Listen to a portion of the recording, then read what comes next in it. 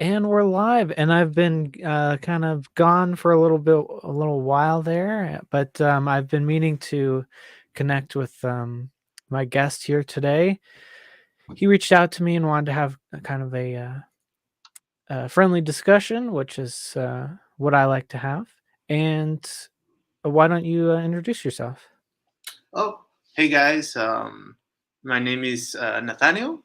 I'm from Mexico. Um, and yeah, I mean, like, I enjoy having these discussions. Like, it's very entertaining for me. I used to be an atheist, even Satanist at one point.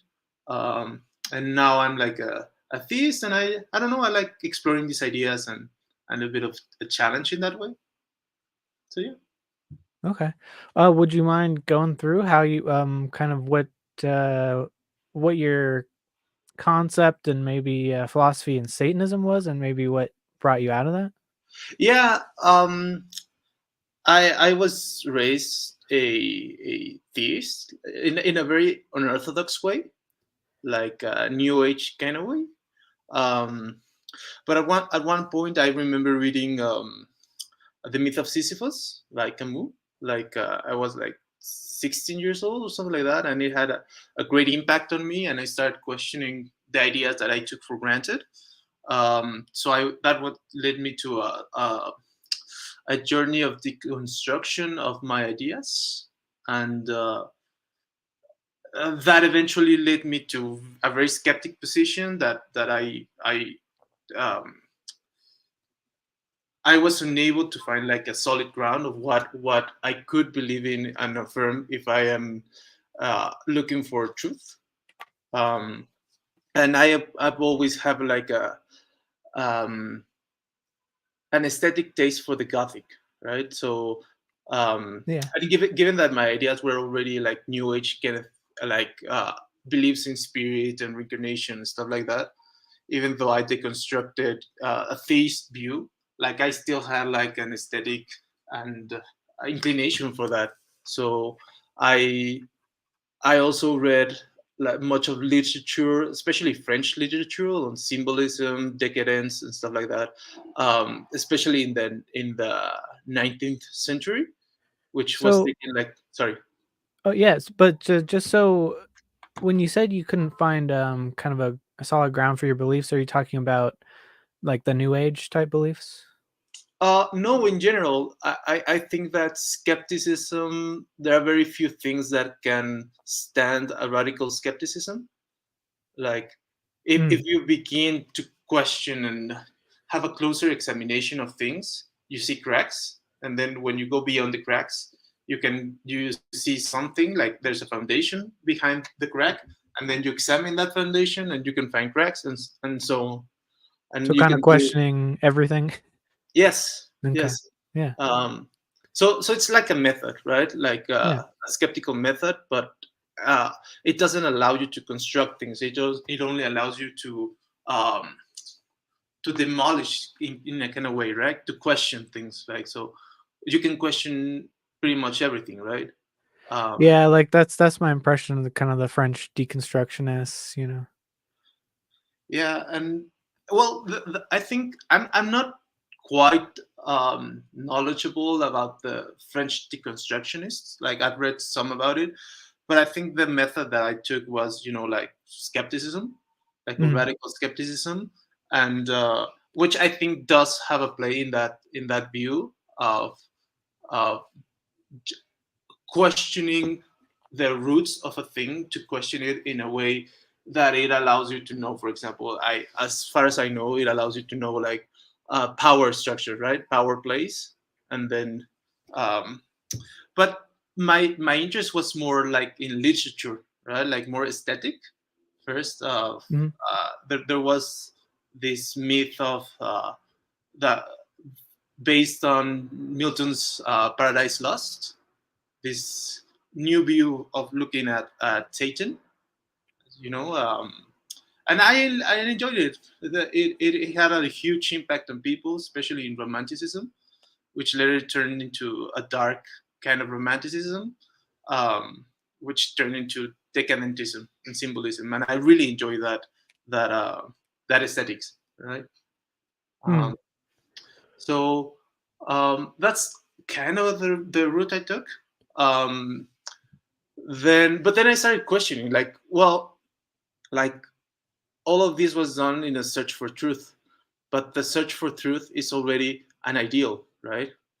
Like this deconstruction is not without a negative effect on the psyche, right? And on my uh, and on my personality, right? So um, why was I doing this? Um, so well, it was to search for truth, but that in itself already presupposes a value to truth, right? Like as if it had an objective value, and where I could subordinate myself to truth. So in a way, it's already a form of idolizing. It's an idol of the truth. So and I think that ultimately what that led me was that either I held truth as an idol, or I gave it up and became like a hypocrite, right? Like that's, I think that that would have been the most, in a way, sincere way, and um,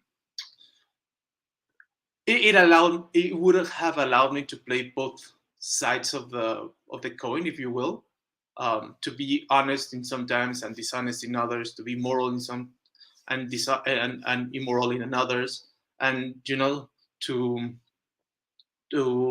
fully embrace that hypocrisy within me. And that's where the point I was led to, because I didn't have to, if you will, deconstruct the notion of truth, so Mm. that I could live in a world without truth, right? Did Um, did you see Satanism as kind of rejecting the truth and like a like a hypocrisy? um, well, the way I view it, there were like two movements, right? Like there was a Satanist movement and then a Luciferian movement, and I was Okay. more of a Luciferian kind. In my view, how I understood it, the Satanist perspective was about a value of the hedonic and the individualistic, the ego, and and the materialistic, and the more Dionysiac in that sense, and the Luciferian was more about the enlightened, right? The ideal of truth, enlightenment, reason, beauty, and so more Apollinian in that sense, and I enjoyed that more. So it committed me to a search for truth. Like the notion of Lucifer was a relentless search of truth through rationality and of the aesthetic, right? Through the enlightened ideal of a quest for truth. Um, so yeah, I think those were like the major aspects, and um, yeah, I saw it as, in one, it favored the ego. So if one favors the ego, then one cannot have any ideal, because the ideal is an extrapolation of the ego. You are taken beyond the ego, and the ego has to serve the ideal. So the ideal has it takes a center place and a superior place than the ego. So in this sense, for example, if I value the truth as the truth, then I may even sacrifice myself in my quest for truth, right? Which is not very egotic. The ego should never sacrifice anything. Should never sacrifice itself to anything. Rather, the opposite, right? The otherness of the things are are tools for the ego, right? Because the ego becomes the ideal itself. Does that make sense? Um, I don't know. I mean, I don't know if they're necessarily mutually exclusive in the sense that um so if I understand what you're saying is that the either the ego or the ideal must be on top. Yeah, Um which is the primary orientation, right? Like if you see it as means and ends, mhm, sometimes ends can themselves be means to a larger end, and the thing that is at the larger end, the foundation of the end itself, would be what the individual is oriented, right? A theist would be oriented towards their theistic ideal, right? The god or whatever, and the egotic individual would place itself as the foundation. So would place itself as, let's say, the most sacred or the most uh, worship worthy um, ideal, right? Um, so to me, it's like I kind of conceive of these things. I mean, I've thought of similar things, sort of how like almost spirituality or enlightenment would require kind of a unity of the self with the other or the universe kind of thing, but you also need a bit of a separation from the all in order to have this understanding that of what you are and your position in the all. And so they're kind of a feedback loop, or a yin and a yang, where they're both parts. You need both separation and oneness at the same time. And you can go too far on one side. It's all oneness, then you're just an unconscious part of everything. But if you're all ego and all separation, then you're just self-centered, and you don't understand anything higher or transcendent, and you're just selfish. Yeah, the way I view it, the satanic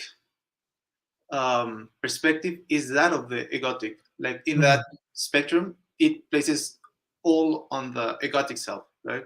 The mhm, individualistic self, and it not only it places value in it, it places, let's say, mocking value on it, right? Like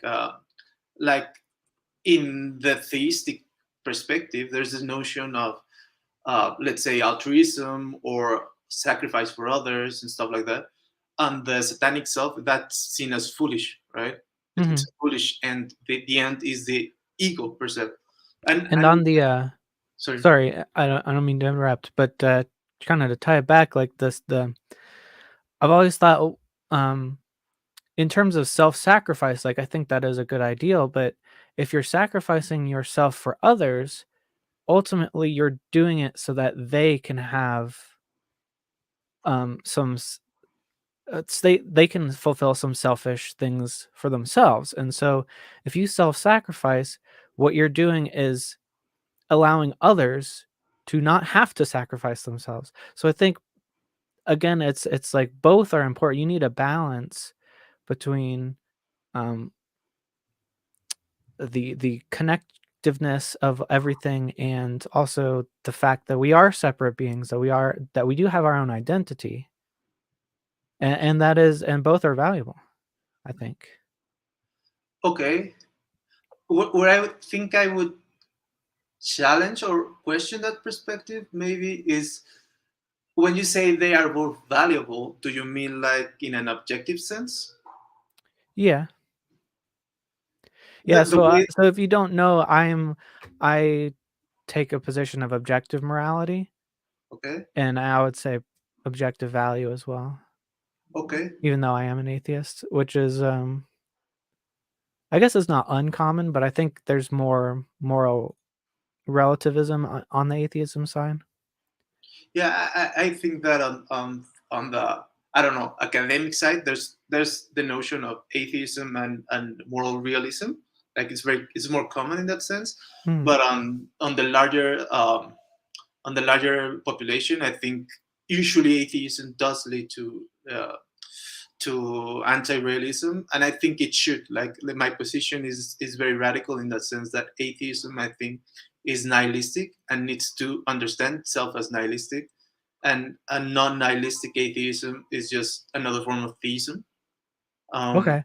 Well, I do wanna dive into that, but was that, kind of part of your journey back into theism? Okay. yes, yes. I think that my journey has to do with that. When I explore that, the relation between my own self, I saw myself as incomplete. Like that, I had a structure that when I deconstructed things, I tried to deconstruct my own motives. um, that led me to realize that I do have an essence. I do value certain things intrinsically, right? For example, truth. Like Mhm. um, I could not sacrifice truth for hypocrisy. Like I could not live in that world. That would lead me to an absurd state of affairs, which I could not value. Right? I could not hold, and so that led me to an exploration of what constitutes my own subjectivity, and that led me to a larger notion of subjectivity. So my view is that my subjectivity is an expression of a larger, even universal subjectivity, and that is not just an ideal, um, but must also be a reality, right? So the way um, that I express it is, if we look at it in a temporal sense, there's like a past you and a future you, and the future Mhm. you um, is still a form of you, even though it has not manifested to you. And equally with the past, you hold an idea of the past, but the past you is a mode of your own subjectivity, right? So if you go into the possibility of the future of the or the possibility in the past, those possibilities are still a mode of a single subjectivity, which is you, right? If I the 10 me in 10 seconds is still me, right? And will be me, in the same way that the present me to that future self would still be itself. So this to highlight a little bit of what I mean with a transcendental mode of the self.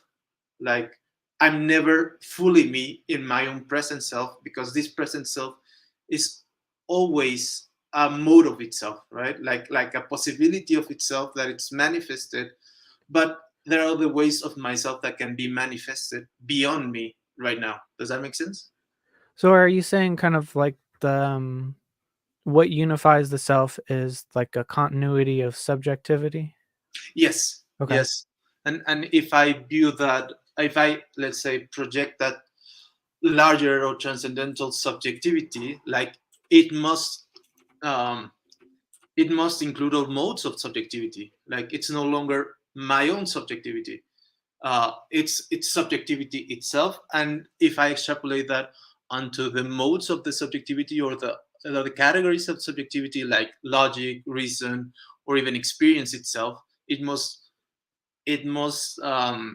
totalize all its possibilities. So it must be at the level of the logical per se, or the rational per se, or all modes of experience. So this transcendental subjectivity must be total. Like I could not even imagine something beyond that subjectivity. Does that make sense? Uh, Imagine something about yourself on the subjectivity, or just something existing outside of. Or something existing outside itself. Because Okay. if I project myself, if I imagine something beyond that subjectivity, that thing that I'm imagining, I'm still appropriating itself onto me.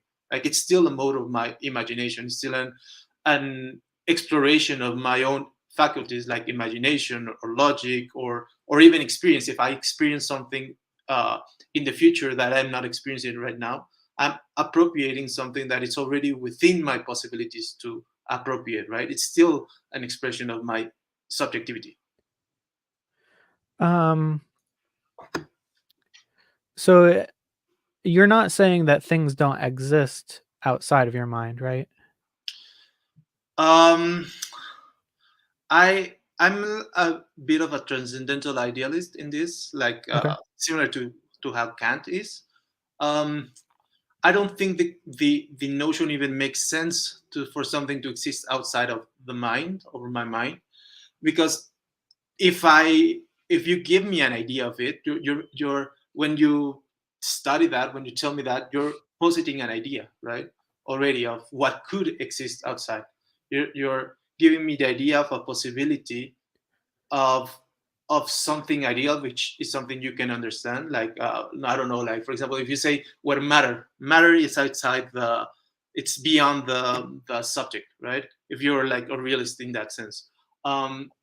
that exists as an idea, right? And if you want to give it like a foundation, like a reality, something substantial to it, it's either something that cannot be apprehended by the mind, it's entirely independent of the mind, or it's apprehended by it and you can only apprehend the ideal aspect of that, the idea of that substance. And in that sense, the idea, it's within the mind and it's apprehensible by the mind, and it's I'll use this term, co-substantial with the mind. It's mental, right? So there's things outside me as myself, this local mind, this present mind, but that is not outside me as subjectivity. Um, so we maybe to put it a different way, would you be saying that maybe things don't have meaning outside your subjectivity? Yeah, Okay. that's a really good way to put it. I also put it in that way. And Okay. if it's without meaning, it's meaningless, right? So Okay. you cannot apprehend it. You cannot even give it meaning as something possible because possibility already has its meaning as possibility. So it's meaningless to talk about such an ontology, such a worldview, right? Um, talk about the atheist worldview, you mean? Uh, yeah, in that sense, yes, because for me, the atheist perspective is that at the foundation of reality, at the bottom of ontology, of being itself is not subjective. Right? There's no subjectivity to it, and as such, it's meaningless because you cannot apprehend it as an idea or in relation to the subject. So in a way, I see it as an alienation of the subjectivity. The subject perceives or alienates its own subjectivity and then destroys it by appealing to an objectivity. And yeah, and I see that as both irrational, immoral, and even self-effacing, right? Okay, so appealing to something's objectivity is immoral? Yes, yes, yes, because Okay, so I'm a little bit confused because at first it seemed like you were saying that the the ideal of the objectivity is kind of what brought and like valuing truth yeah, is yeah, what brought you out of yes. the atheism? Yes. Um, I'll try to be clear because when I Okay. meant objective there, I meant more in an universal sense. Um, and that's kind of difficult because I'm not saying that, for example, the principle of truth is in itself an object outside the subject. Rather, it's something that my own subjectivity is oriented towards in order to fulfill itself. So I'm appealing to a universal um, uh, category of the truth, which is in itself an expression of the subject. So in that sense, it's subjective because it's universal. It's beyond me as a local individual, and that's a bit of like what I was referring to, not as it exists as an object in itself by itself, right? Because that notion doesn't make sense to me. It's a it's an objectified um, category of something that's subjective and real to a transcendental subject. And this is where I appeal to Kant. Kant speaks of it in that sense because for Kant, the categories are an expression of the transcendental subjectivity and they are objective in relation to the immanent self, but they are an expression of the transcendental self. So I think that we're kind of getting back to something I noted you said earlier, which was kind of like the objectivity. What I understood you to say is that objectivity is kind of grounded in a universal subjectivity. Yes, Like, and would that be like the mind of God kind of thing? yes, Okay. yes. Um, so that's I think I understand your position there, but I don't understand really what it means. I guess. Um, and I would ask, what if something is grounded in a subjective? position, how is it then objective? It is subjective in relation to a more local expression of that subjectivity, because it is beyond the local subjectivity. For example, in relation to myself, there is an external reality. There's, for example, there's a reality of you which I do not apprehend, but you are also an expression of subjectivity.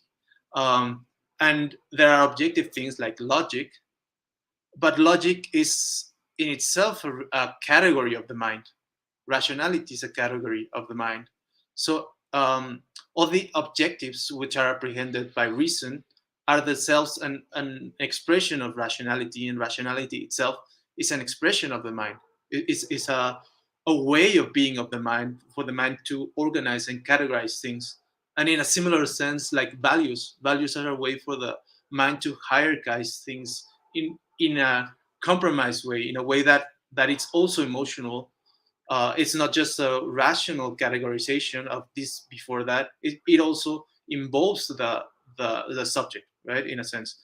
So what the subject values, what the mind values, is what is priority to the mind, in the sense that the mind immerses itself into it. For example, I may value, you know, I don't know, truth.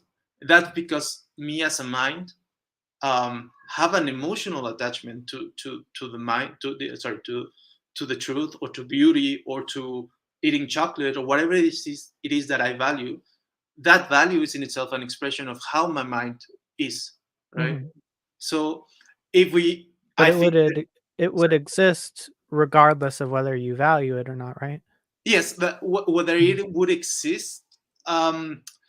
Again, in this, I take an ontology of meaning. What exists is meaning. So what is substantial is meaning. um so yeah, there would be relations of meaning, but the relations of meaning would not be objective in a way that undermines all subjectivity. It would just exist beyond my local subjectivity, but within and in relation and to a larger mind. This mind at large, this God for me, um, would hold those things. That's how it would categorize things within itself, and that's what would give it the objectivity. Because I could not override it as a local mind, because I myself I'm a minor expression of that superior mind, and the superior mind is what gives things their reality and their objectivity and their meaning by how it relates to those things. So are you kind of conceiving things like they can't exist unless they have a meaning within a mind somewhere? Yeah, I don't even know what it means to say something exists outside such mind. Like, I don't even, I think that that phrase has a pseudo meaning. It doesn't mean anything. It may look like it means something because of the way we perceive the meaning of those things, because we can extrapolate uh, such an objectivity, an idea of the subjectivity, but that's just what it is, an idea of the objective, right? There's not a reality of that idea of the objectivity without a mind to conceive of such an idea. So I can only conceive of the idea of things, and the idea of things is already mental, already subjective.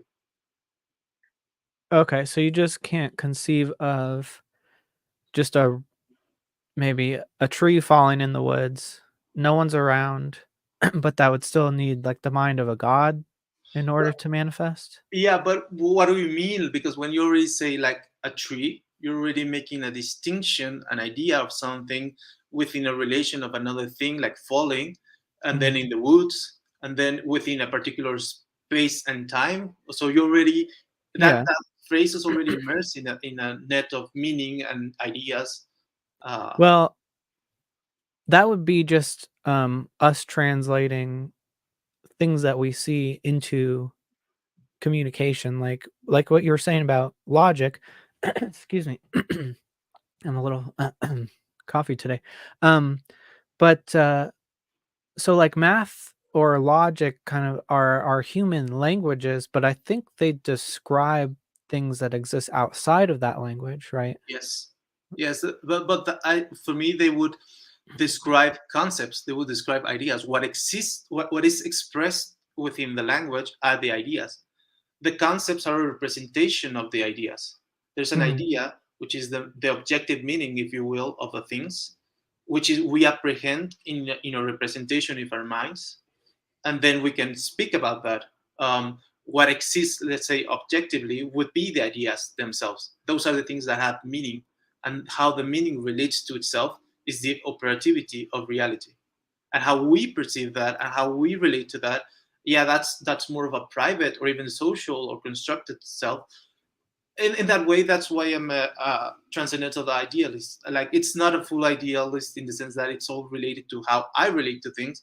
They're objective, if you will, things, but those things are still mental and still meaningful and still uh, ideas, right?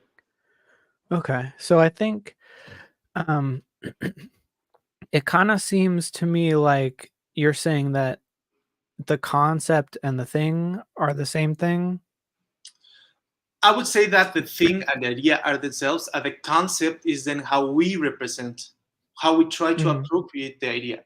So the concept is how we view the idea, not the idea itself. So you can have wrong concepts, right? The idea is something, and then we may have a wrong concept of that thing. But so you can a mind can have an idea of a thing, and then there's the thing itself, but you think that that thing itself must be grounded in the idea of the thing as well? Like of I in the think, mind of God? yeah, the thing itself is an idea. Like, the thing is an idea within the mind of God.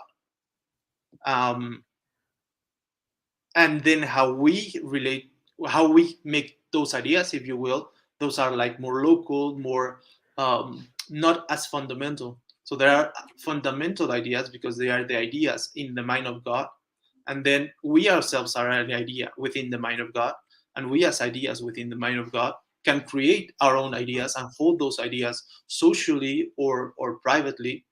But this may not relate to the ideas of God, and may therefore not be real, if you will.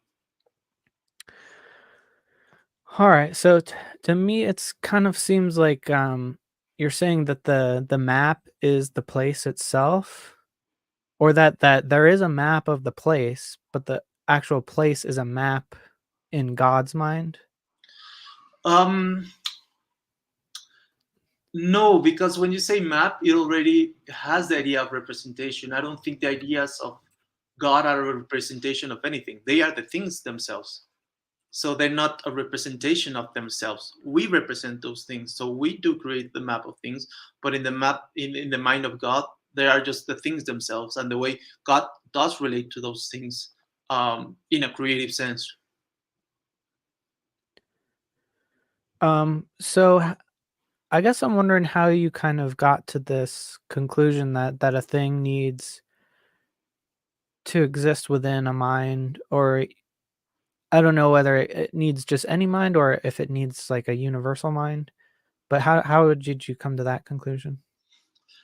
Um, we can try, for example, the root of knowledge, right? If Mhm. you examine what it means to know a thing, well, there are like three aspects to knowledge. There's the objectivity or the truth.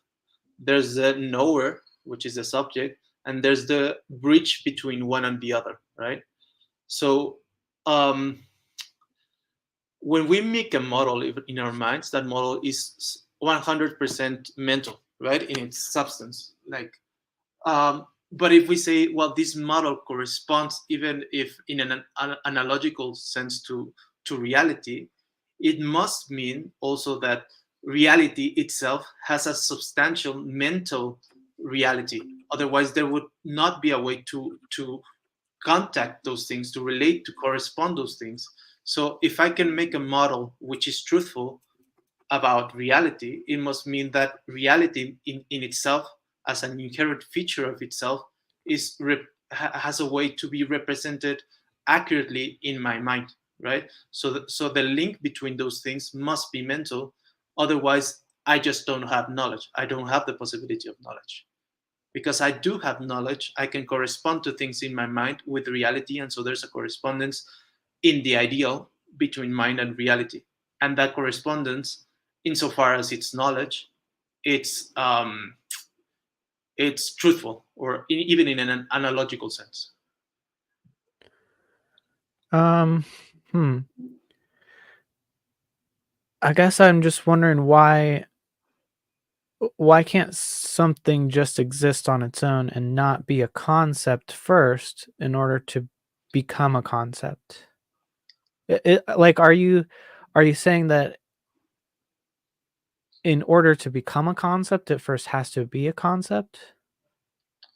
Let's say that in order for my concept for it to be correspondent to reality, there must be an inherent real idea that my concept corresponds to, because my concept is entirely mental. So if there's not such a mental reality in truth, then there's nothing that my mental model could correspond to, right? And let's say if you have a purely objective thing in reality, and there's not an inherent idea of it, then that whatever idea I make of it, it's already wrong, right? It's a local creation. It doesn't correspond to it because there's nothing to correspond between the subjective and the objective, the mental and the non-mental, right?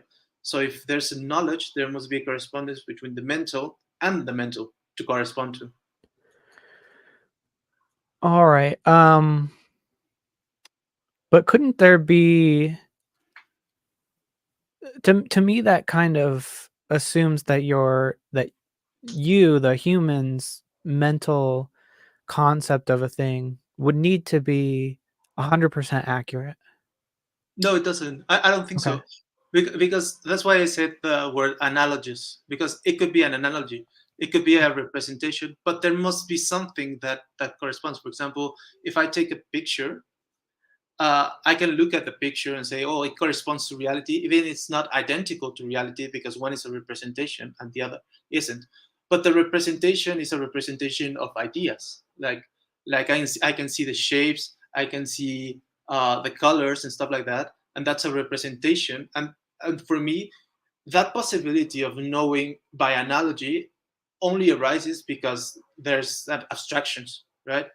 Reality is inherently abstractionable, if you will, abstractable, and that corresponds to it in the abstractions. So reality is abstract, and that's how I can uh, know through analogy, even if my abstraction doesn't fully comprehend or uh, comprehends the entirety of the abstraction. There's something within the abstraction that corresponds to an abstract reality, in the sense that, for example, the picture that I take, I can understand through abstraction the forms that it takes. I can take a picture of a chair and abstract the idea of the chair, and that corresponds with the reality of an abstraction of a chair in reality, right?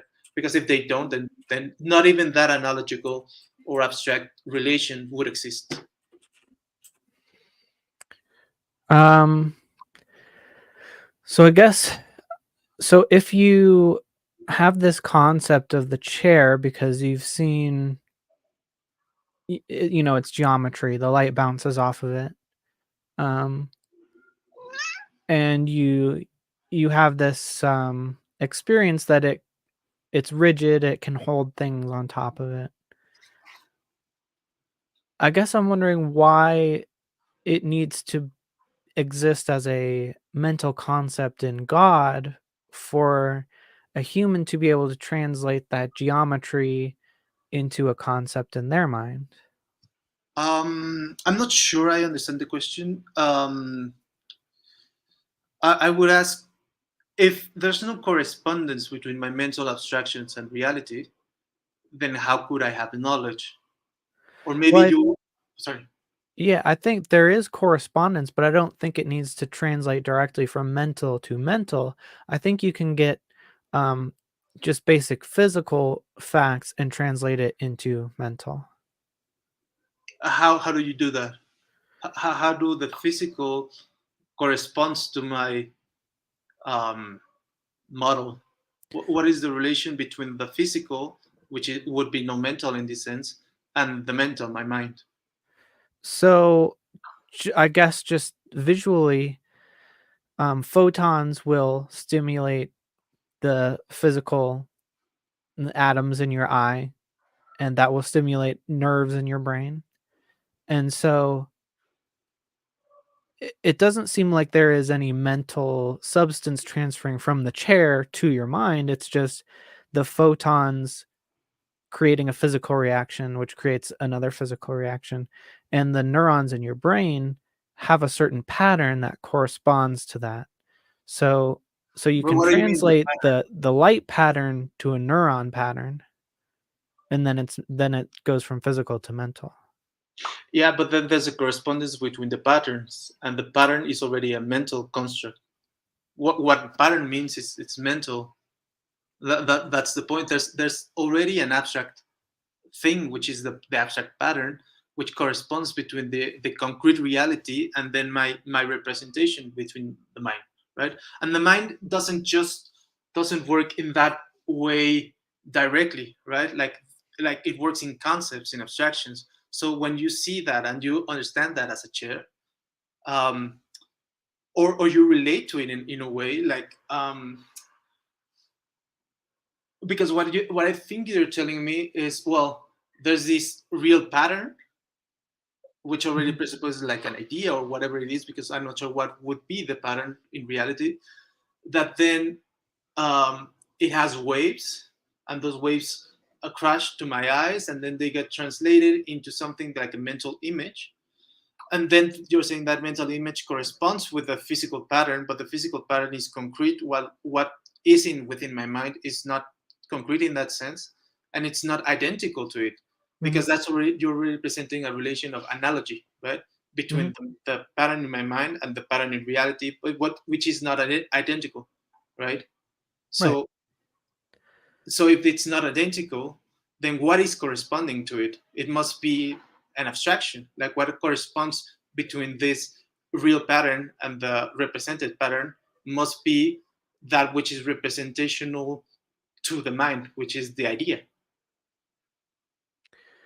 Well, I think the correspondence is the pattern, but I guess I'm not understanding why it needs to translate from being represented as an idea, why it needs to originate as an idea. Because if it doesn't, then the representation is a false representation.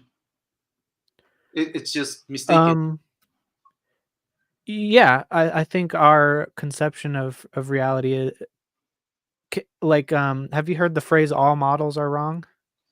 No, but I think I know where you're getting at. That in an Yeah, analytical sense, like there's something wrong to them, but there is yeah, something right. it's always a kind of a simplification or a little bit different.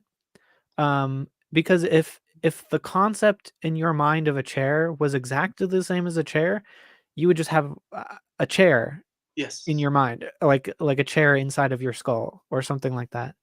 Um, but instead you're just memorizing facts about the chair and not actually creating a second chair, Uh, right? my point would be that what you are then understanding are abstractions of the pattern. Mhm. You abstract the pattern, and you think that the abstraction of the patterns correspond to the pattern, which would mean necessarily that the pattern itself has as an inherent feature to be abstract, because otherwise all the abstractions you make of the pattern would be 100% false, not just partially false, always an entire creation of your mind, and would not exist within the pattern itself. But if the abstract exists within the pattern so that you can understand the abstracts, um, then that doesn't tell that there's an abstraction to reality. The reality is abstract. But do you think that the abstraction needs to be completely accurate? No, no, no, no. Okay. In fact, I think So it abstracts are just gone. Sorry. Yeah, I'm just confused because you said that the human abstraction doesn't need to be 100% accurate, but then you said if it's not if the original concept is not mental, then the human concept will not be 100% accurate. It's not a matter of 100%. It's like if the pattern, let's say, which I don't, we could explore what you mean by pattern, because to me that already entails that it's ideal. But let's say this real pattern. if it is not in itself abstract, then whatever abstractions you make of it are 100% false, right? Like it's not a matter of well, there's some truth to it, but it's just not a full truth. Like there's something. It's like Mhm. it's entirely false because there's nothing, because your abstraction does not correspond at all with a non-abstract reality. So in the way that your abstractions correspond in some sense, analogical, imperfect to reality, must be that whatever it is abstracted from reality must be abstract in reality. So it can't correspond at all unless it's abstract? Yeah, yeah, that's my point, because what would correspond is the abstractions, because what's in your mind are the abstractions, the ideas. So and why can't there be a correspondence between a concrete and an abstraction? Well, what would be the correspondence? Um, well, it would be physical. It would just be a chain reaction. But the chain reaction, as you say, is not identical. So what would be the Yeah. correspondence? Well, it wouldn't be identical, but there would be some correspondence, right? Mm, It didn't you say that it wouldn't correspond at all? yeah, because what when you say it corresponds like partially, that Yeah. partial aspect is already an idea. When you say, for example, it corresponds in similarity, then you already have the idea of the similar. Um, so do you see a problem with partial correspondence? No, no, no. What I mean is that the partial correspondence already entails an abstraction. There is in within the concrete not a non-partial correspondence. For example, when I see, um, I don't know, this phone.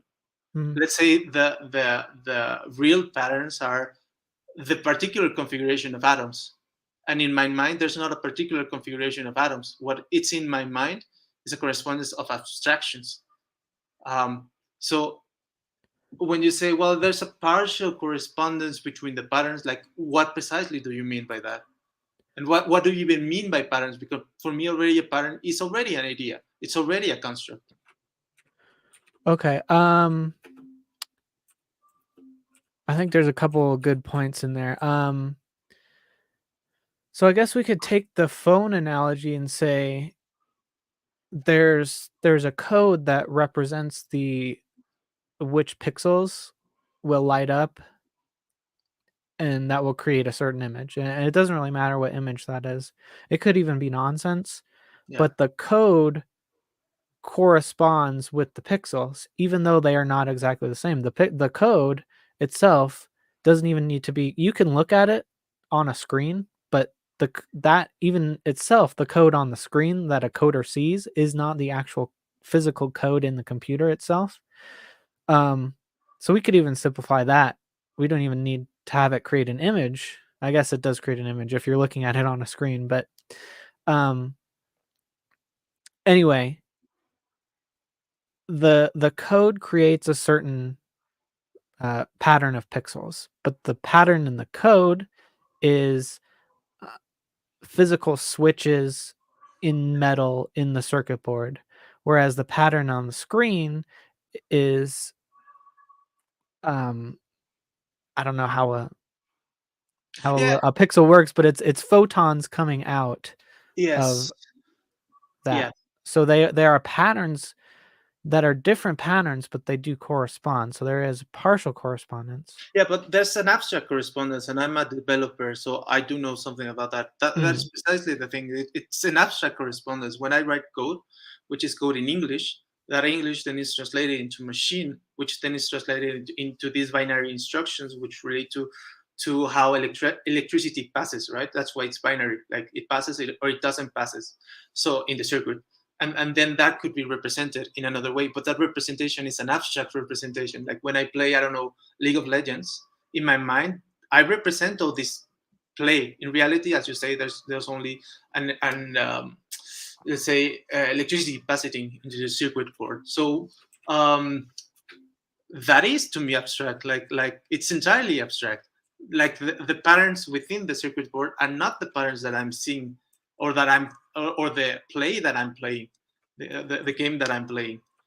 It's something that it's represented through analogy within the abstract, within the idea, so that when I see certain configurations in my screen, I say that, oh, well, that's a character, right? And this is an Mm. enemy, and this is this, and this isn't that, and those are ideas, right? And that's how we represent those things. So even when you say, well, we can grab the code that I write, and then the game, like there's nothing that corresponds in that in a concrete way. There's a correspondence between analogies and abstractions that in my mind they take that form. Like in reality, there's not even that. It's only because in my mind I hold these ideas and how I relate to those things that I'm seeing within the ideas, within the abstractions, that I can then say, oh yeah, this code corresponds to this movement, right? So are you kind of saying that like the character doesn't actually exist in the computer, but it exists in your mind? Yeah, and there's not even such a thing as the pattern, because the pattern is already an idea. Like because you're also like fragmenting reality in a sense, because that's meaningful to you, right? Within space and within time, you say like, this is where the pattern uh, um, begins, and this is where it ends, and this is a pattern, and what is outside that, it's another pattern, right? When in reality it would just be a singular thing being itself, and you're segmenting that because it's meaningful to you for the things that you do. um, so for example, if you can see so that it's more understood in the screen, you could see like this character and then this other character, right? But in reality they wouldn't be like two characters, they would just be like the photons, right? And you are making that pattern because you find that meaningful, and within that meaningful map you can separate this character from that character, and it makes perfect sense to you. But in reality it would just be a set of electricity, right? But then you can say, well, why do I separate the electricity, the board, from reality, right? From the other parts of reality. It's because in your mind you can separate the idea of electricity, circuit boards, and computer, and floor, and house, and planet, and stuff like that. Does that make sense? So it seems like you're saying that there is a difference between the pattern in the code and the pattern interpreted by the person. Yeah, it's all how you relate to that meaning, because there are different phenomena, different um, if you want to look at it in a physical sense, like there's no relation because there's a given pattern of physics of, let's say, atoms or waves, however you want to view it, and then there's another, and there's no relation between them other than an abstract relation, right? Because the very idea of saying, like, well, this looks similar to this, it's already an abstraction of the mind. And the way that this similarity relates to other kinds of similarities or differences is how we relate to meaning. Um, yeah, I agree with that part. But isn't there still a correspondence between the code and the mental concepts that kind of we're adding meaning to it, but there's still a correspondence to it, right? Because you can't. Well, I guess I'll just let you answer. Isn't there still a correspondence? Yes, but um, Like like, so yeah, I but would that's say there's a partial correspondence. yeah, but that to me it already entails the mental. Like if we're looking at the physical must be Mhm. identical, because the notion of similarity, it's already an idea, it's already a construct. So when you say, well, this pattern is similar, it's already a construct of the mind, it's already an abstraction, because in reality it would just be whatever it is as it is, right? Because this notion of I separate this configuration and then I can make a similar pattern or correspondence in patterns. It's a correspondence in the abstraction of the ideas, not in the concrete pattern itself. And the concrete pattern, even if it could correlate to another concrete pattern as it is, that the atoms being corresponding to another atom structure, that would also itself entail a separation between what's similar and what's different, and that entails a judgment, right? A judgment of similarity and distinction. Okay. When you say that the physical must be identical, are you saying that the physical must be identical to the concept? No, no, to another, like what you say, like if the reality of the thing were the physical structure itself, then in order for me to have knowledge of the chair, let's say of that as a physical structure, I would have to hold the physical structure as it is within my mind. Like I could not represent it because the representation is already an abstraction. So I must hold the entire thing within my mind, which is impossible. So I represent it, and that representation already entails a separation between the concrete physical structure and now a mental structure of meaning, which is a representation. Um, yeah, going back a little bit to so you said that there was a difference between the code and of the character and kind of the mental um I guess our mental concept of the character. So can you repeat Um that? there's a difference between the code of the character showing up on the screen and the mental concept of the character. Yeah. Yeah. But Mhm. would that be the same with the chair as there's a difference between the physical structure of the chair and your mental concept of the chair? Mm, when I write code, that also is already a metaphor, right? Because I write in English, and when I write, I save it in memory, and what that means, I save it in memories. I save it in particular physical configurations, right? And those physical configurations get translated to me as ideas within the code that I write, and then when I execute that, um, that fires the electricity, which is something physical, and then that gives a particular configuration, right, of patterns. Those patterns are themselves not the meaning, but then my mind constructs that meaning. So I make a representation of those patterns that I see, and then I create a story within my mind of what those things mean, and then I relate to that meaning constructed in that sense. Um, Yeah, I guess I'm seeing that the mental is adding something into the physical facts of the patterns. There's the physical patterns that are received by the mental, and the mental is adding something to it.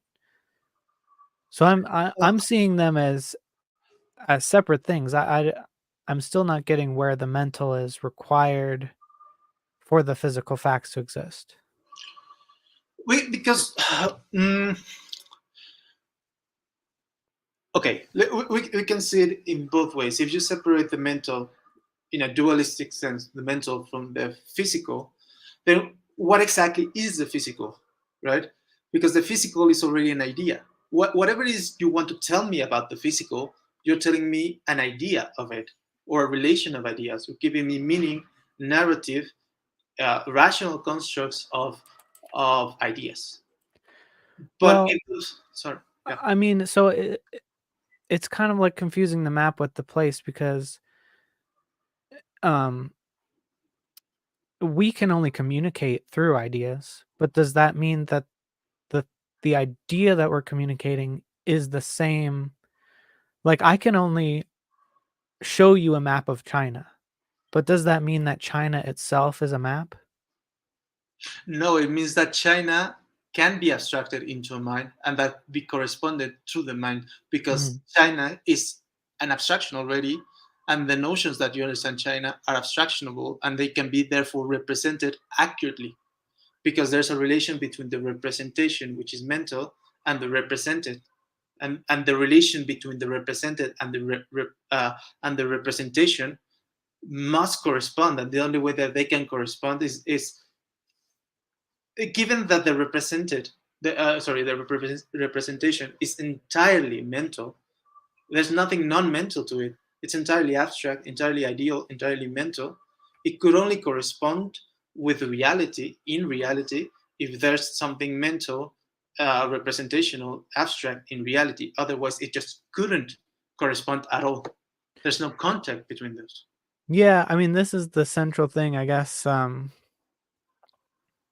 I disagree with is, so like we have the word China that means a certain geographic boundaries and maybe the people who live there.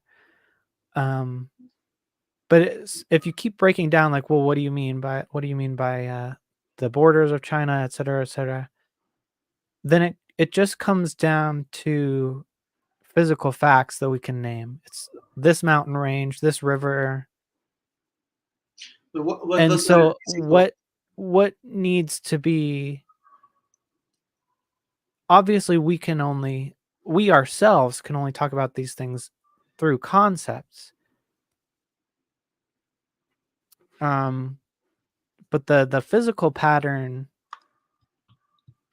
I'm not sure why it can't just be a physical pattern and then we translate that into mental concepts.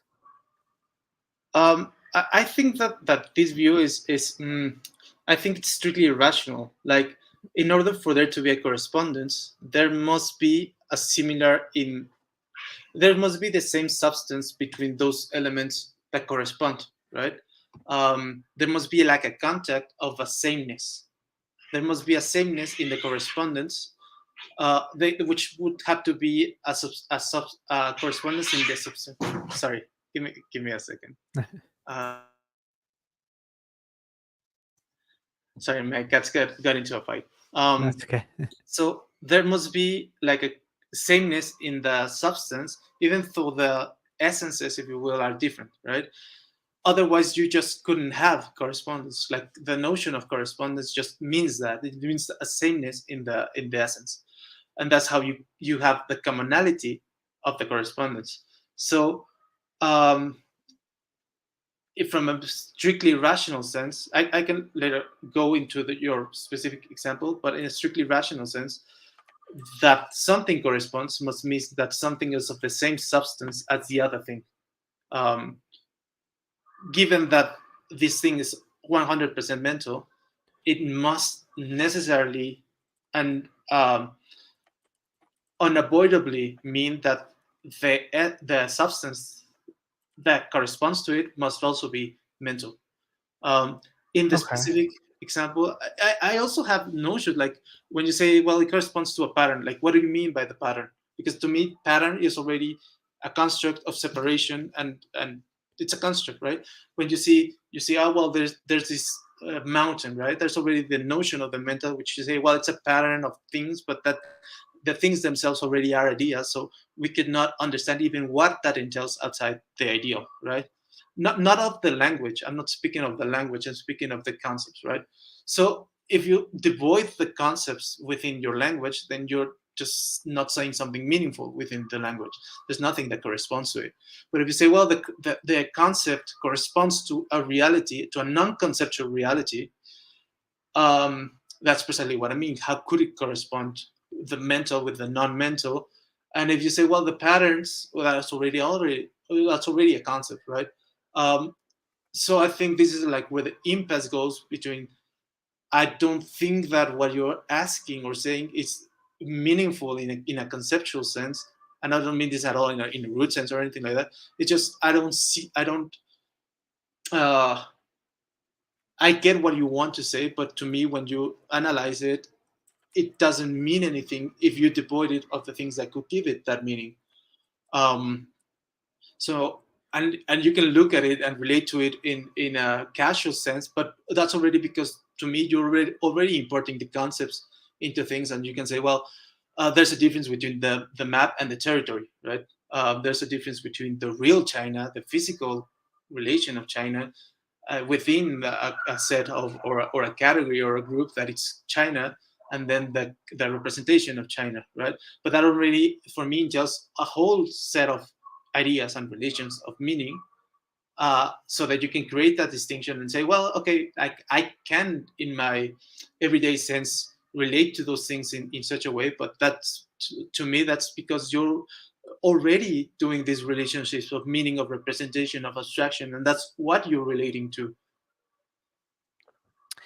Um, so you said if something corresponds, it must be made of the same, or it must be of the same substance. Yes. Um, I think that's I think that's a good way to put your view. But I that's kind of what I have a problem with, I guess, like the main point where um it helps me understand your view really well. Um and it goes back to what I was trying to say earlier, is that the, patterns can be translated into other patterns that don't have the same substance. Um so I think we could explore that a little bit. Like is is the pattern of the photons coming off of any object, is that the same pattern as the pattern in your brain or in your soul or whatever is comprehending the pattern? Yes, because when you say pattern, to me, you already that's already a mental construct. I cannot understand. I Well, cannot understand what pattern means without mind. is it the same substance though? Yes, the same substance would be a mental pattern, and then a relation of what we may call the matter. But to me, matter is already mental. Like I'm not a dualist in that sense. For me, it's not mind and matter. It's just mind, and matter is it's a meaning within the mind of operations, of relations, stuff like that. Um, but I think that the concept of the relation between the correspondence of sameness and a substantial way, I think that's just by definition, it's an analytical sense. Like if that's not what you mean by correspondence, then we are just using the terms equivocally, because that's Yeah. what to me that's what Well, it means. yeah, maybe maybe we're using the term substance differently then, because if the substance of photons is the same as the substance of neurons, or even whatever substance the mental soul is made out of, I'm not sure I understand what that what it means that they have the same substance. What I mean by substance is that what is beneath the thing. So, for example, when we can do this, the phone, you can say, well, it has a reality, right? It is, I don't know, like matter. You can say, well, its substance is matter, a form of matter, whether it be a matter in the form of, I don't know, metal or whatever, right? What is at the underlying ontology, what it's on what it's underlying to it in an ontological sense, that's what Uh-huh. that substantial would be. And to me, there must be a substantial that is an ontological relation between the things in order for them to communicate, to have a contact with them, to correspond, right? Um, so and I would say that there's the correspondence between, let's say, the pattern of the photons and my mental image is not that of the pattern of photons per se, but what they represent. That is the idea. The idea is represented within those patterns of photons, which I can represent in another thing. Like I don't even need photons. Like I could represent it in another way, and what would be correspondent would be the idea, which is why I can, for example, mm, I could speak the word hello, or I can speak the word hello. I can write the word hello, or speak the word hello, or even do it in another language, which has a different uh, pattern within the. Uh, one is a pattern within the notes, the Mhm. pages. The other it's a pattern of waves in space, and the other would be different pattern of waves. Yet the idea themselves is the same. I can say hola in Spanish or hello, and that corresponds. The correspondence is not a physical correspondence, it's a mental correspondence. Yeah, so would you maybe say that they have the same essence?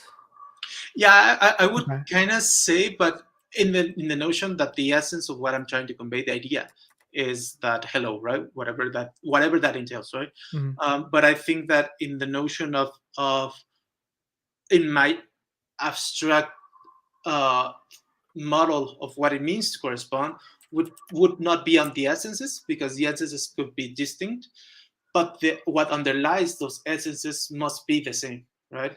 Like otherwise they Okay. could not have a contact. So, are you familiar with what a Rorschach test is? Yes. Okay. So like if I show you a splotch and you see a butterfly, does does the card have the same essence as a butterfly? Um, Not the same essence, the same substance. That's how it could correspond, even if in a fallacious sense, right? Even if it, because it corresponds in that they are ideas, but it fails to correspond between the real pattern that is with my mental pattern. I can misunderstand. That is, I can hold a different essence in my mind, but it would be the same substance. So, for example, if I Huh. tell you, in language, right? I tell you something, a word, and you think that what I'm saying is hello when I'm saying goodbye. Like the essence of what's communicated is different, and I'm misapprehending the essence. But that's only possible because there's a substantial contact that is through the meanings and through what language is and through the physical correspondence of the sounds, right? Um, so I can misapprehend the essence, but in order to have a contact with it, there must be something substantial that is common to both of us. Otherwise, there could not be an ontological contact. Well, it just seems like there's something that the physical patterns have that or don't have that the mental patterns do have. Well, that's what I Like, mean. especially with the Rorschach tests, if any people could see completely different things in the card. So there's the physical pattern, which just is matter arranged in a certain configuration, and then the mental image, the model of that can be different depending on who's viewing it, and so there's that objective thing that it's the same for all.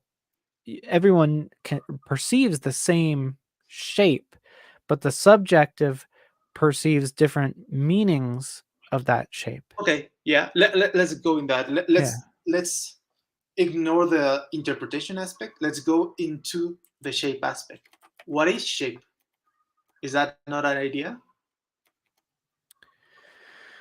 Um, it is both an idea and a objective fact. So, I mean, it's kind of restating our whole Yeah. disagreement in a nutshell. Um, because there is our concept of what a shape is, and then things just have um structure relative to the other parts of themselves, regardless of what we think of them. Yeah, And but we observe that and we call it a shape. So it yeah. starts with the objective facts, and then we put a label on it so that we can tell each other about it. Um, when you say it has a structure, like, Mhm. yeah, I think this is like an impasse, right? Because we see things very differently. Because to me, that already entails like the concept, right? Like this, because structure is an idea. Like Mhm. you say, well, okay, like, but what I mean by it is not the idea of the structure, but it's the structure itself, right? But then I don't know what that means, because what I understand what you're saying is the idea of what structure is, and I can say, yeah, there are structures in reality, and that's those structures also depend on the vantage point, right? Like it's not objective; it's already correspondent between a vantage point and a separation, right, between these atoms are different from these atoms because I construct the structure differently, because in my vantage point, they represent different things. But in a base reality, there would just be a material reality being not even in space and time, because space and time already represent vantage points. There would just be a totality of matter being itself without distinction. Um, and that would be it. Like you wouldn't be able to even say anything about it, because you wouldn't even be able to form an idea of it. But I think that again just goes back Well, to the notion that we have, which we just don't agree with it. but why wouldn't you be able to form an idea about a concrete thing just existing in itself, as long as it could physically interact with you, as long as you could observe its photons or be able to feel relatively like there's uh my hands stop here when I touch it and it stops here when I touch it over here. You're Because getting physical feedback from it. yeah, but that's that, yeah, I think that's where I think we won't make progress, because to me that is immersed in a net of concepts and relations and a narrative and a construction. So when you say, well, when I do this and this happens with my hand, the hand is already a concept, and what it entails, what its borders are, what it can do, what it can do. And when you say, when I do this and this thing happens, that's already a narrative of that thing. And I understand that for you, you can say, well, okay, that's just a way of conceptualizing the reality, but the reality is different from the way we conceptualize it. And I Mm. say, well, if you separate the conceptualization of the reality, there's nothing that I can understand what you're saying at all. So even if such a reality existed, there's nothing that we could apprehend of that reality outside our conceptualization of it. And if our conceptualization corresponds to it, it can only correspond as a conceptualization. So it can only correspond to concepts, if you will. Um, Well, but if, sorry. yeah, I would agree that it would be impossible for us to have concepts of things without ourselves having simpler concepts, right? Like I can describe the width and height of a box because I have a concept of width and height. Mhm. And all of that's built up over, childhood. Um, but it's what it I'm trying to remember how you put it. That we wouldn't be able to, if it was just a thing existing on itself, we wouldn't be able to conceptualize it. Um, Not even as a thing in itself. it's like, so are you kind of saying that the mental concept transfers from mind of God to mind of human? Yes. Okay. And I'm understanding it as the human is just receiving a pattern and correlating that with other patterns that it observes. In a way, yeah. I also think there's like an inherent bootstrap system, right? Like there's Mhm. already inherent images of ideas within our mind, and the way that our mind relates to itself. So without this bootstrap, there also wouldn't be able to have a way that we could correspond to reality. Because if we only receive the things and we don't have a basic software, say, of how to interpret that accurately, then we would always be mistaken about it, right? There must be already an innate structure to our mind that corresponds to an innate structure of reality, and then we can build upon. Um, so the reason I kind of am not following, I guess, is um, or I don't find it convincing because I think I understand what you're saying. Um, it is the difference between the objective thing and the subjective concept. Like you could have an idea of a person being like this good upstanding citizen, and yet they might be a serial killer or embezzling money or something like that. And so there's always there's not a perfect transfer of concept to the mind, and every transfer that that the human mind gets would be just physical transfers. Uh, And then the meaning and stuff is kind of interpreted within the mind itself, but it doesn't seem like there's meaning actually transferring from the object to the person, yeah, because I because think there is because we seem to agree that there is a difference between the object and the concept of the object. And so there doesn't seem to be a perfect transference. um, well, in my view, like the object itself is an idea. So there's a correspondence between the representation we make of the idea and the idea itself. Um, but that's I think that the impasse, because even when you say like the physical and stuff like that, I've already been like in order to move like the conversation, I've already like kind of taken in your idea of these distinctions and Mhm. duality of the physical and the mental. But to me, like, what do you even mean by the physical, right? And I think that's in an abstract sense, that's where we cannot get beyond that, because when you tell me anything, like you're referring to a concept, right? And then you're saying precisely, well, there's a reality that's non-conceptual beyond the concept that corresponds within the concept. Okay. And Yeah, I mean, maybe we could change gears a little bit because we are kind of stuck on yes, this. Um, and then I can kind of talk about why maybe maybe this can put it in a different light. Like, I don't think that a a mind of God could exist in the sense that it's like that all things are dependent on this mind. And the reasoning behind that is I've given the syllogism for it before, but off the top of my head, basically, a mind is consists of thought patterns, and thought patterns consist of um,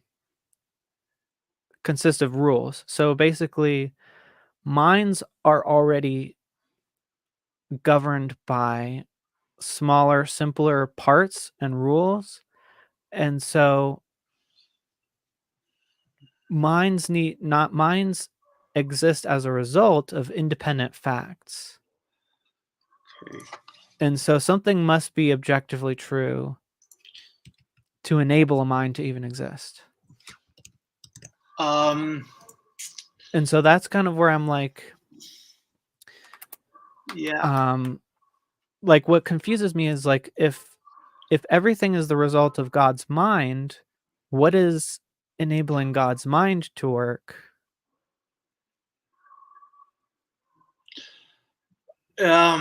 Okay. If I that think makes sense. yeah, I think that this I think I get what you're saying, but that just it falls within the same, because when you say rules, you're Mhm. that's an idea. So you're saying like thoughts are thoughts basically. um but I create a distinction between the thought and the thinker, like the distinction between the um when you say like a rule, well, that already entails like an idea, maybe an idea with an operativity, right? Like the normativity. But then we have to get into what normativity is. But normativity is also an idea, right? So to me, you cannot conceive of things outside of the ideas themselves, but you can also have the idea of the thinker, right? But in this case, that is not represented in an idea per se. That's more transcendental, and in this, I would appeal to phenomenology, right? Like there's a distinction between the contents of the mind and the mind itself. Like because for me, the mind is not the concepts.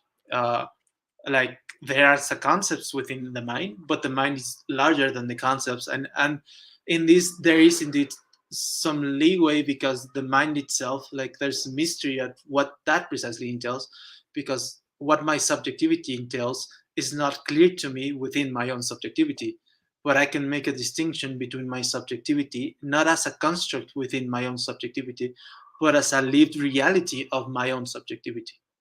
um, if you don't do that, then you fall into unnecessary solipsism that it's not very comprehensible to me, because you only have ideas, and you cannot make a distinction between the ideas and the thinker. But I think that you can make a distinction, but that is not really transferable as a concept, because then you are relating to the concept. The reality uh, of the thinker is a reality to the thinker, right?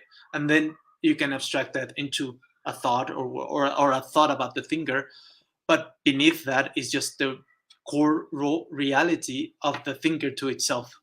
Um, and I also think that the major distinction, at least between the way that I view things, is that I'm radically a subject. Like that's my starting point, my radical subjectivity, my own subjectivity.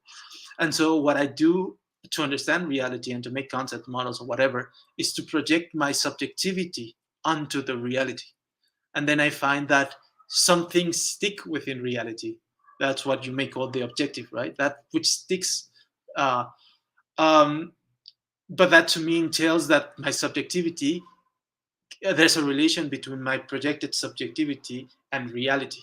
And if we don't have that, we only have uh, a dual reality and the subject, then there's an impossibility for the subjectivity, because the subjectivity, it doesn't have a home within reality. When it projects itself onto reality, or all it gets back are delusions, and illusions, right? But I say no. When you project onto reality, you find reality in a subjective sense as a radical subject, and that creates a substantial and unbreachable relation between my subjectivity and reality, which totalizes my experience of reality. I cannot go back past beyond that, and I think that's where we will find like um, impasse. I think between our ways of viewing things, maybe.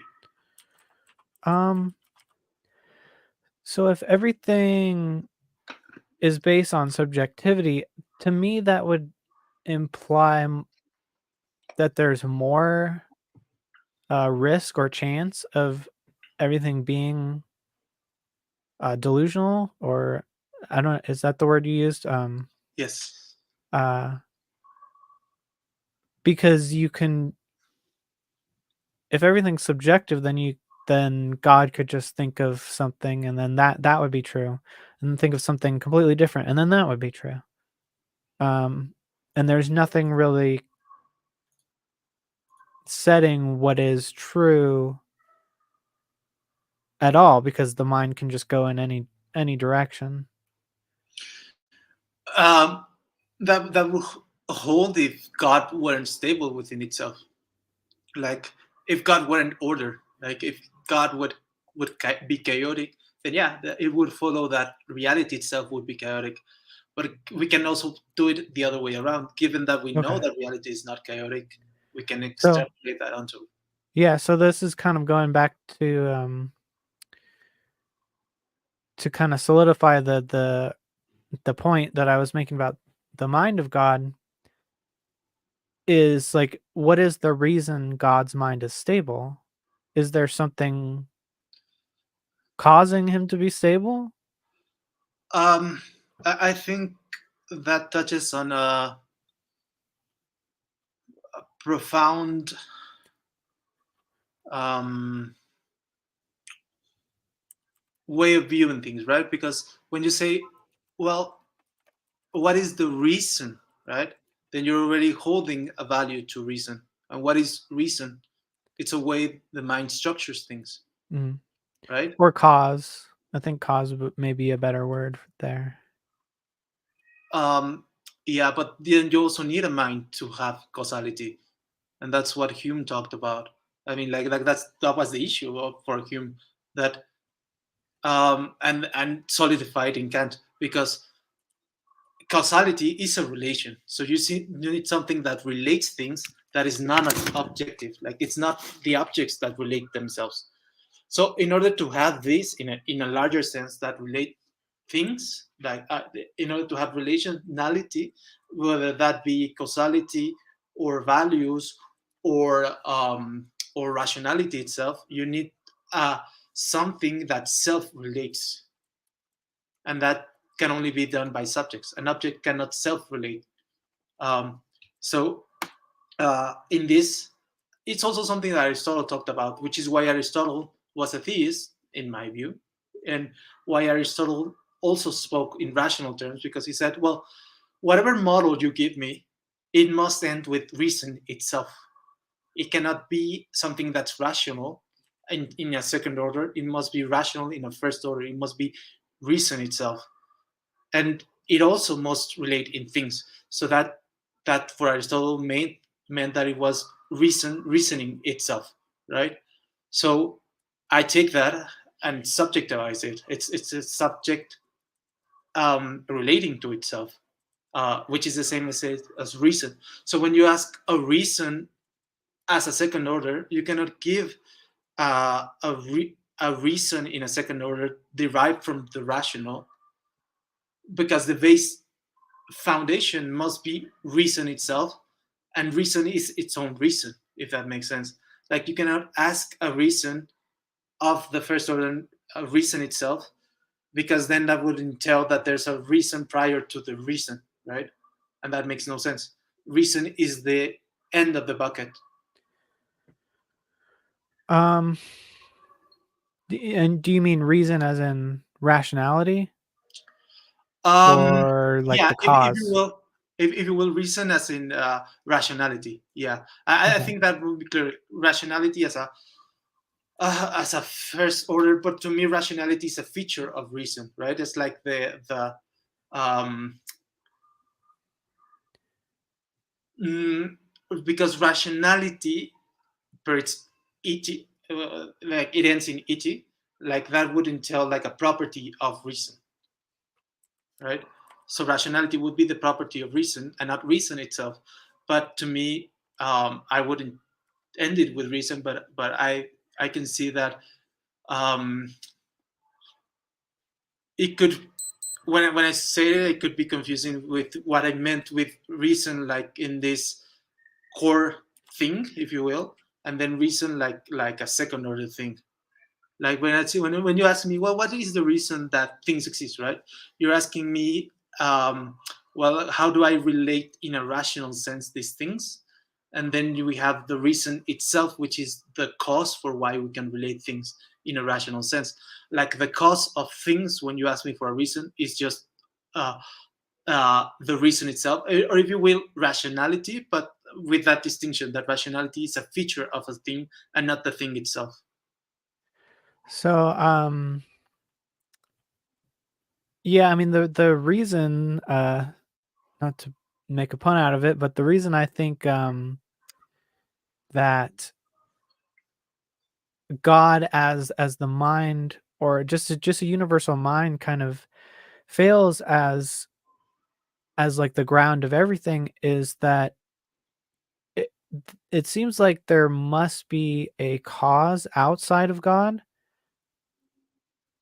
that if we're assuming that there is a God at all, um,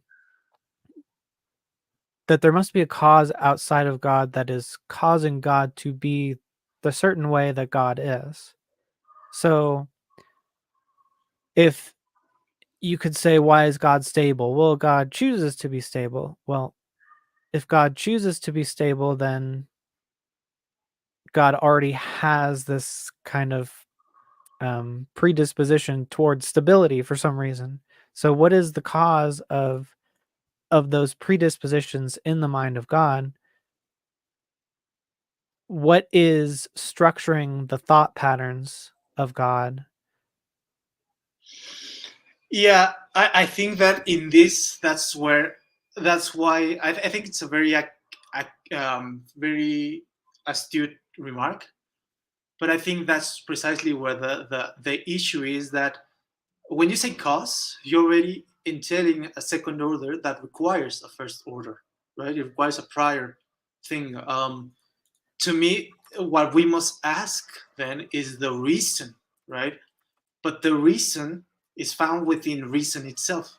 You cannot ask for a reason for reason. You cannot ask the reason in the second order of rationality, if you will. If that is clear for you using the term rationality, you cannot ask the reason of rationality because rationality is already its own reason. Like it's already the rational. So you cannot ask the rationality of the rational beyond the rational. There's nothing that could even fill that gap, right? So Well, remove like, the concept of God and just let's take with the rational, right? mm, The, well, the yeah, I mean that under that sense, we could just propose that rationality just exists, just it is its own reason. yes, Um, but yes, the what I'm kind of focusing on is the if every cause needs a mental cause, or if reason itself needs to be grounded by a reasoner, then it would kind of imply an infinite regress where God needs a God to conceptualize yes, that God, and yes. so on, and back forever. I think that's very, very, very profound in that sense. But that's where I said the only thing that can stop that is to self-relate that thing. Like Mhm. rationality is not an object because that object could not self-relate. So you would need something beyond the object to relate to the object as the object. And that's why I unified the object and the subject in the same thing.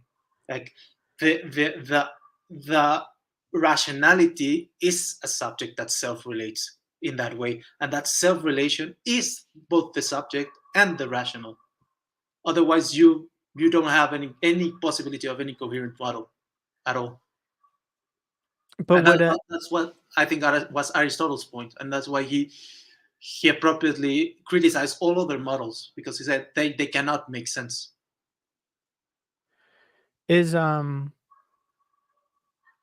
would it be necessary to have a mind for something that is like a self-existing thing?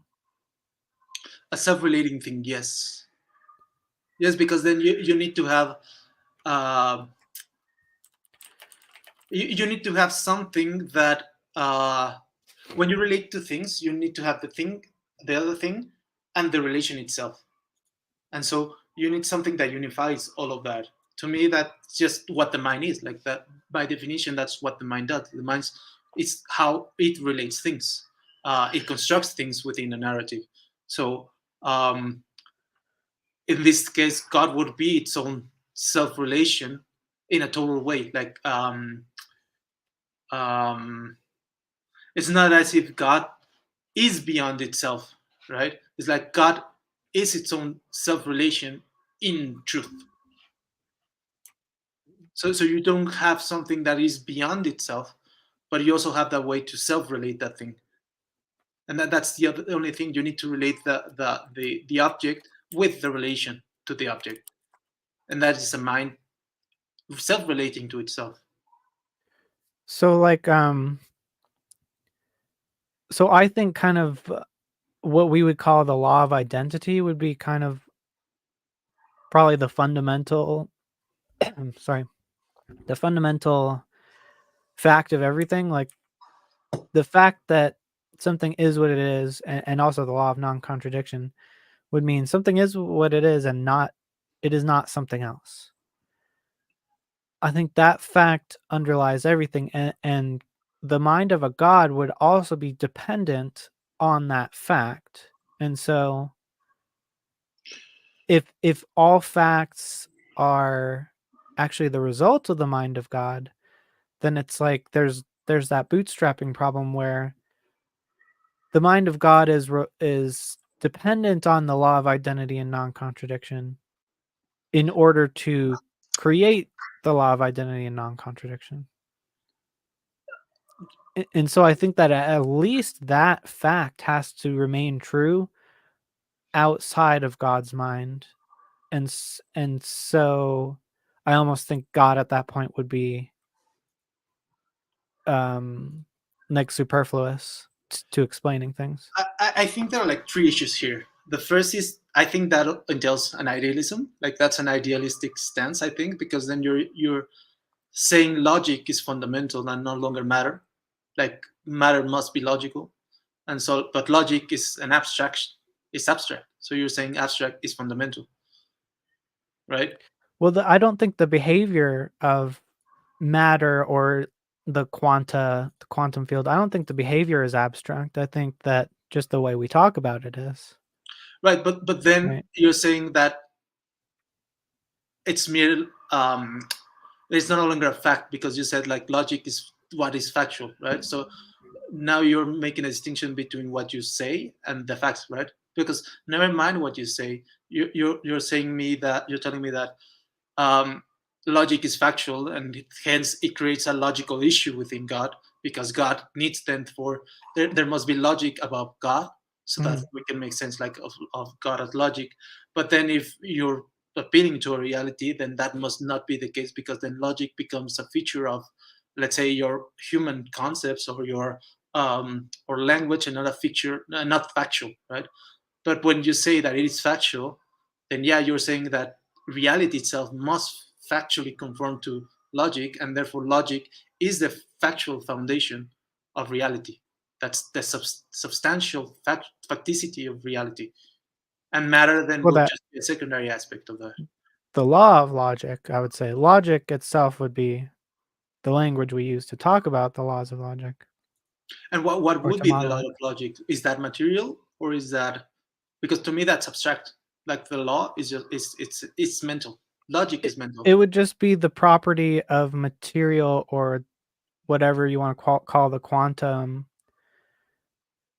that means A is A and A is not B.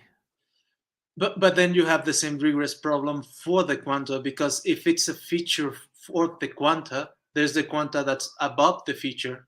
And then how do you explain what's above the feature if not within the feature? You need to unify the thing. Well, I mean, I don't think that there's a problem in some property just being.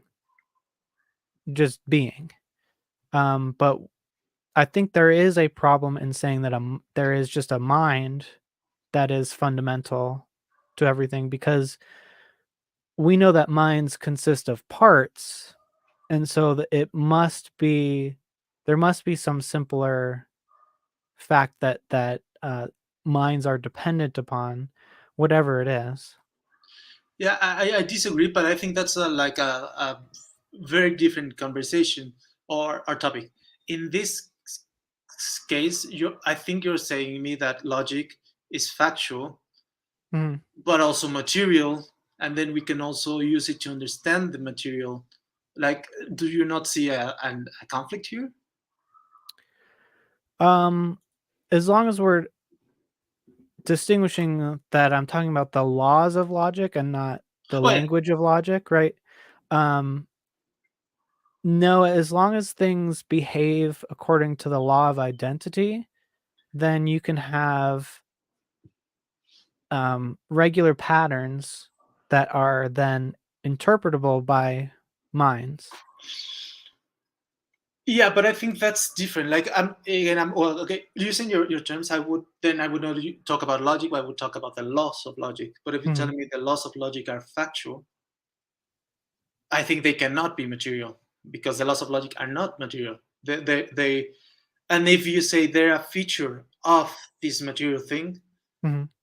that already entails like a bit of a self-relation in the sense of what is this thing that has this feature, right?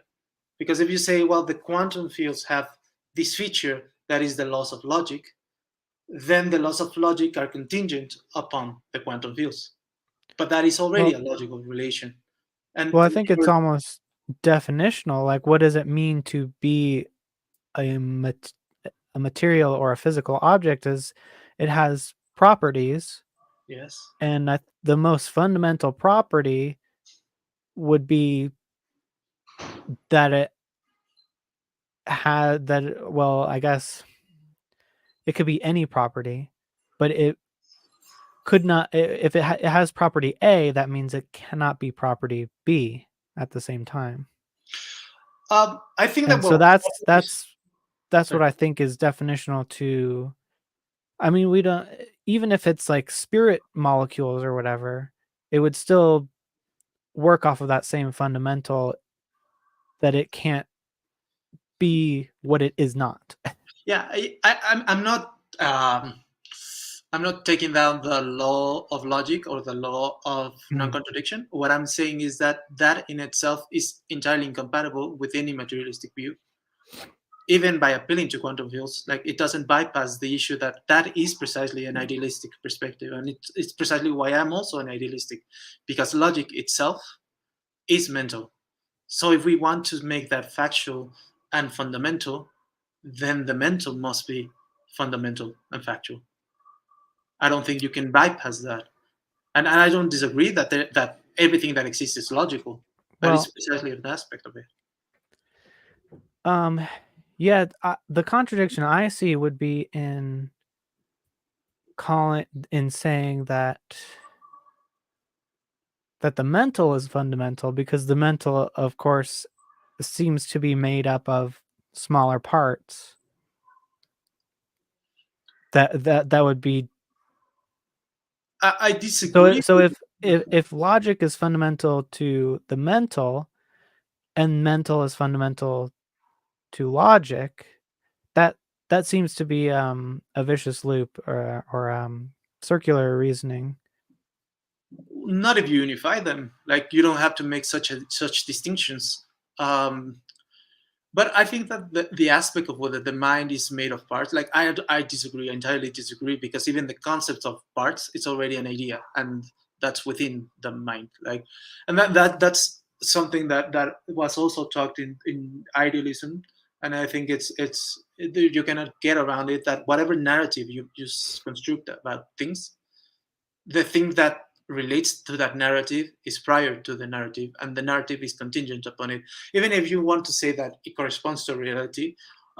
So I think that subjectivity is fundamental. Like, you cannot go past beyond it, and even if you want to make a narrative that the subjectivity is secondary, like, you also contradict yourself in that sense. But I think that is also another aspect. Even if that were true, let's say that, I think that the incompatibility with logic as universal, as an abstract, I mean, sorry, the laws of logic as abstract and universal and non-material, immaterial, contradict any relation to materiality. Even if you want to bypass that by saying it's a property, which to me it's already a mental category, like it's an idea, the properties.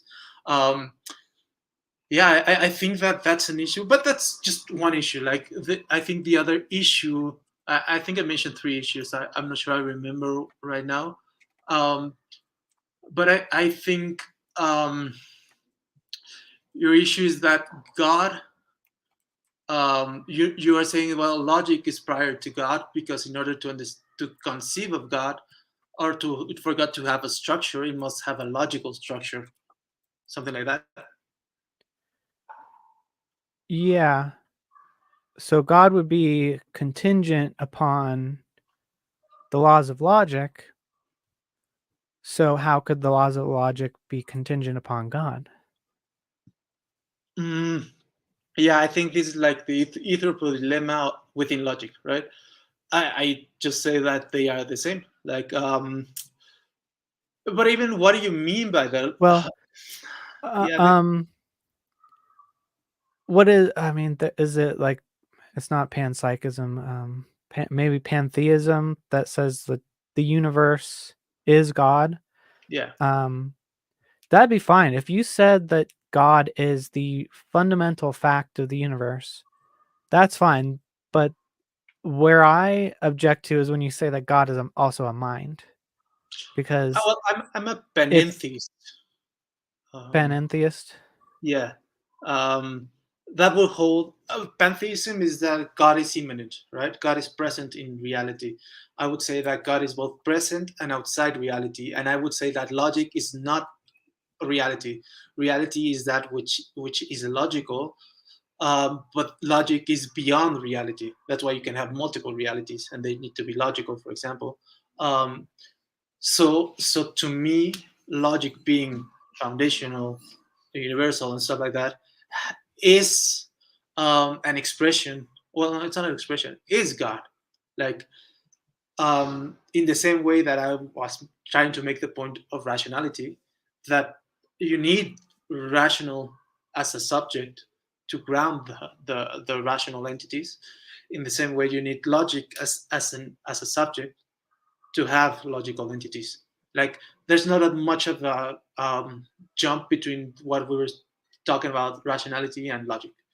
Um, but also, like this is a complicated topic because it stretches like a bit of our understanding, in the sense that when you say logic, like the law of non-contradiction, to me that is also an idea. Like it's a way we relate to things. So it's a structure of a mind, and it's a bit like what Kant said. Kant said that's why he said like rationality as a foundation is a category of the subject. In that, I will also place the logic. Logic as an expression of rationality is a category of the mind, because when you say these things, to me, you're saying, well, you're saying, you're talking to me like as an inherent feature of your mind, and then you're extrapolating that onto reality, because that's the way your mind conceives of things, like in this logical sense. Then you say reality must be logical, and to me, if that's true, that makes the connection between how our brain is structured in a logical sense and how reality itself is structured in a logical sense. Um, but if you need the mental to ground objects or concepts or both, but the mental is made of concepts, it doesn't there seem to be something that's more fundamental to the mental? But I wouldn't say that the mental is made of concepts, um, Okay, so because you can have the what mental as in the mind and in the constructs of the mind. so how could you have a mental process without the interaction of multiple different concepts? I think concepts are an expression or an activity of the mind. Just as you can say, for example, I'm not a physicist, but I think Mhm. that's the gist. You can have like a quantum field, and the distortions of that quantum field are particular things. That you can have like a quantum mind, let's say, like the field being a mind, and the distortions being the ideas, particular ideas, and then those distortions creating other distortions, and so on. Yeah, because to me that sounds like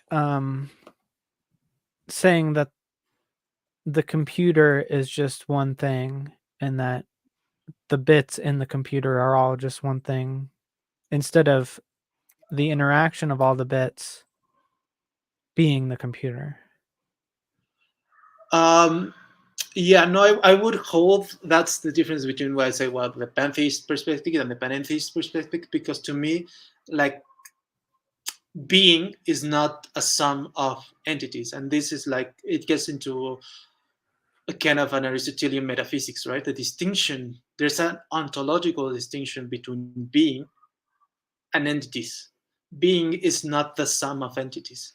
Entities are an expression, a mode of being, but they cannot join together and form being. Like being in that way has an ontological separation to the entities. This is also what Heidegger spoke. And I think it's a very basic distinction between the ontic and the ontological. So what would be a mental that doesn't have I don't understand what a mental is if it doesn't have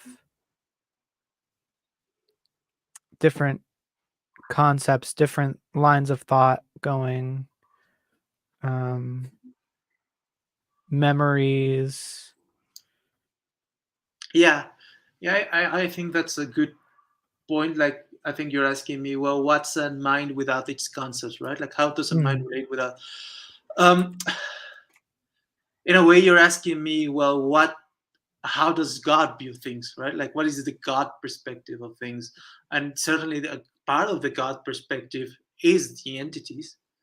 Like beyond that, I'm not sure I know. Like I'd say I'm agnostic as to how that relates to God, because God, even though it's a mind, it's not as if our mind, like there's a relation between our mind and God's mind, but it's not an identical. It's an analogy, and within that analogy, if there's space for how we view things, but there's also a way beyond how we view things.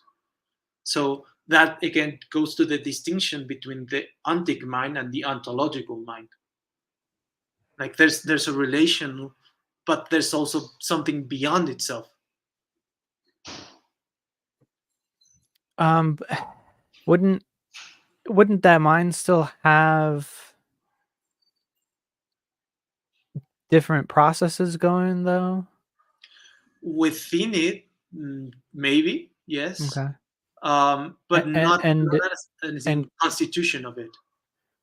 and kind of operate according to a certain set of rules, like on that's kind of bringing us back to the what we kind of started with, is that you can't have everything all at once. There has to be some sort of separation, some sort of segregation, or else you have no identity. So a mind, even a mind of God, needs to have some limits, or else it's just doing everything all at once. And then it has no identity. It really can't. I don't see how it could do anything because it's doing everything, and thus, I mean, you would have it doing contradictory things. You would have it. Not really, because the contradiction would be in a matter of perspective, right? And this is also like, um, for example, I can view a side of the wall and then hold a different perspective of the wall, and one wall be colored white and the other be colored red, right? So I could say in a sense that the wall is both white and red, and that would be a contradiction if it was in the same perspective, but it isn't, because it takes the perspectual difference between those. But yeah, I think I'm agnostic in this sense, and this is where a frequent discussion between theists, like you have like the classical theist perspective of Thomism, which is like God is this perfectly simple, divine, simple being. And then you have things like, I don't know, Eastern Orthodoxy that holds that there's a distinction. There is a distinction between what they call God's essence and God's uh, energies, right? The energies essence distinction, and that's like a discussion between theists. And I see like with the perspectives of both, and I'm not sure how do I to integrate them, because I think that both have a view, and I think there is a way to harmonize them, but I'm not sure how I do it or would do it. So in that sense, I'm not entirely sure um, how God views is. Like, for example, you can say, well, God's love. God, it's God's love. God, for Thomism, yes.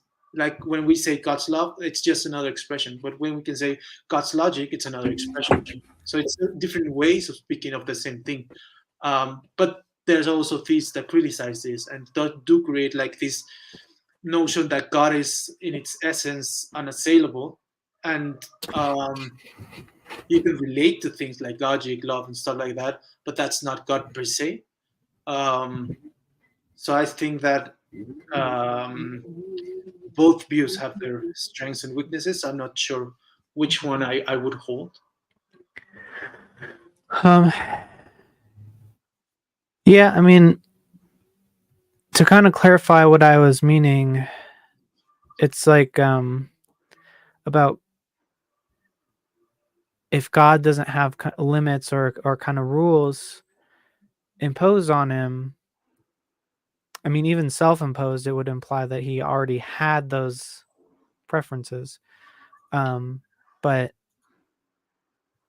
it would be kind of like God would be hi. Um, Yeah, yeah, it would be God would simultaneously want love and hate, or just could have easily been a god of hate. But then, so there must be some limit preventing it from going towards hate, or some rule saying love is the identity. Yeah, yeah. I think you're right in that sense. And if we take like a perspective of God, it would be like either we cannot say things, or yes, God could be illogical, but that's also like a play in words, because what do you mean by could? Could is already entailed by logic. So by that they say that God is beyond our concept of logic, because our own concept of logic is not reality; it's just how our mind is structured, and God is beyond that. I don't hold to that view per se. Like at least I think that presents subjective issues for me. It would entail that our logic is non-absolute, non-universal. Although they would say that God is logical, I just think that's not very meaningful to me. Um, then you can have the other notion that God is logic, and it's not that there's something beyond logic that would limit logic. It's just that logic is, and that's the limit, right? So it's not that God could be illogical, because that notion is already meaningless. It would be that God is just logical. God is what it is. Logic is what it is, and the limits that you say of God are just the ontological limits, and there's nothing that could Okay. have gone beyond the logics, the limits, because that's meaningless. Yeah, so to me it makes sense that a purely physical concrete could not be illogical, or else it wouldn't be concrete. It would also be non-concrete at the same time. But a mind, as we know, can be illogical, because we can be illogical at times, because minds can abstract and can hold different concepts at the same time. And so you can conceptualize um invisible red thing, s- um in a way. Yeah, in a So way. so God, Uh-huh. uh, as a mind, it could be illogical because of the properties of a mind. So I'm not sure what, like you were saying, God just is logical because there is logic. I'm not sure that makes sense, because why couldn't God just choose to do something or think something irrational or illogical? Since he is a mind, wouldn't that be a capability? um I think there are two things here. One is the mind as the mind, and the other is as the contents of the mind. Because you're not saying that the mind itself is illogical. That would be that the mind is and isn't. I think you're referring to the contents of the mind and the way that things are. I've thought about this as well, and in my poor research that I've done, um, what um, what what is thought is that the mind is not really illogical in the content. Like it has a way that it can hold different modes. Um, so it's not that it holds the contradiction at the same time. It's not a true contradiction. It's a pseudo contradiction. When you say something like I am and I am not, like it's not that your mind is holding those things at the same time. It's like your mind is holding two different processes and relating to them differently. Um, and it constructs them in different ways. So yeah, it's not that, because think about it. If the mind could think about illogical things, that would mean that the illogical things exist, because they have the option of being the property of being thinkable. When your mind uh, thinks of something, there's something that relates to it, right? There's the thing that you're thinking, the object of the thought. And if the object of thought is illogical, then it can there can be an illogical object, and therefore logic is no longer absolute or foundational, and that presents a big issue, right? And I was thinking like, well, maybe reality is illogical, but the way that they think is that the reality doesn't actually hold within an impossible object. That's like a pseudo issue within how the mind relates. Um, so yeah, if you ask, well, God could do that, like, yeah, but God is not temporal. Like, the issue is that that happens when we relate as temporal creatures between different processes through different times. So if we were to unify them in a single instance, that would create the impossible object as an object of thought, and that would be making reality logical. Um, maybe I'm not understanding right, but wouldn't something like an invisible red ball be like that couldn't exist, right? Even though it can exist as a concept. I mean, it's an incoherent concept, but Does the concept exist? yeah, but it doesn't make any sense. And Um, if you say the illogical concepts can exist, then yes, reality would be illogical because there are concepts that are real that are illogical. but that wouldn't exist, right? Just because I conceive of it. Yes, because to me, I mean, like, what do you mean exist? Because that you can think about it means that there's something to think about. There's an object that exists that is the one that you're apprehending, the concept. Yeah, I think I see what you mean, but it exists in a wholly different way than a physical object exists. Yeah, but then what would be the issue, right? Like, if it could exist in as a concept, then it could exist as reality, as the physical reality, because then Um, you're already holding the possibility of the illogical. well, for instance, I could imagine myself traveling faster than the speed of light, but everything we know about physics says I can't actually travel faster than the speed of light. Yeah, but I think that here we're talking about different things. Well, I would approach it first by saying that, can you really think about it? That's like an object of, I can think of the infinite, right? But can you? Like, can you really think infinitely? No. Well, you have like a vague notion of the infinite, but that's like a pseudo concept. It's not a real concept. You're not really thinking about the infinite. Um, so that's how uh, that's what I meant by that's what the brain does. Like, the brain can hold different concepts and kind of relate them in a way, but not in a logical sense, in a way that holds the contradiction together into a concept, right? Like, when you think like an invisible red object, your mind thinks invisible and red. It doesn't hold invisible red, right? Um, Even though you relate to that temporally as things, it doesn't hold them.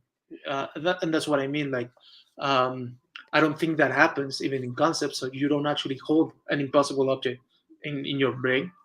Um, uh, so for example, like, you can switch the light on or off, right? And you can say, well, I can think of it as both on and off.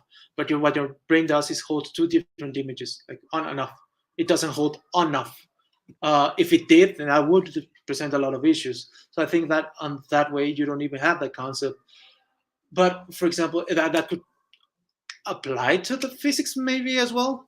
But then it wouldn't actually be an impossible thing. Like, it just would be something that contradicts our understanding of the laws of physics, or it maybe even break the laws of physics. But that wouldn't tell it's not impossible. It would just mean that it's paradoxical and we wouldn't be able to understand it or relate to it. It would just mean that our way of conceiving reality is not reality itself. Mhm.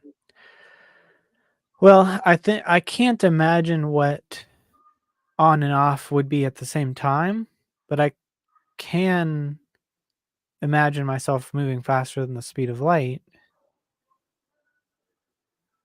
even if I'm just not informed enough to know like why that's stupid, or like if I just understood physics better, like maybe I couldn't conceptualize it anymore because I understand. Yes. Yeah, But I would say that. Yeah, you could say, well, it's physically impossible, but that would be different to it's logically impossible. And yeah. yeah, maybe like what you say is physically impossible is logically possible in physics and in actuality. Mhm. So that would just there's no reason per se that you would totalize your understanding of physics or or even make physics stable. Mhm. Well, I think we could go into maybe explore concepts like morality or something. We are a little past 2 hours at this point, so maybe we could do that another time or um, I think we can do it quickly. I think it's a okay. fairly easy concept. I think that Yeah. um, the way that I view it is that values are a hierarchy of the mind. It's a way Mhm. the mind hierarchizes things, right? And it's a judgment. It's a value judgment. All moral values are value judgments, and so I cannot see them beyond. Like if they reside within my local mind, then they are not in reality in an objective sense, if you will. So that's just entailed by the destruction of the universal mind. Like our mind is local, and hence the products of our mind, like the hierarchies we create, the values we create, our emotions, the way we relate to things, it's just local to our minds, just like taste. Um, okay. So my concept of morality is objective in that it's stance independent. Um, and so maybe it would be a little harder for you to understand because you think that all objective things are grounded in a subjective, but I'll try to explain. Um, to me, objective just means stance independent, which would Can kind I, of mean that there is no subjective grounding. Um, yeah, I just want to like when people say stance independent, that to me is doesn't override the subjectivity because there could be subjective things that are stance independent. For example, if I view the car red, that I don't view it red because of how my stance is. It's just the way that I relate to it. Or if we say things like I exist, right? Like that would be stance independent, but like in that way it would be objective, but it would entail my status as a subject. Or if I say things like uh, I don't know, like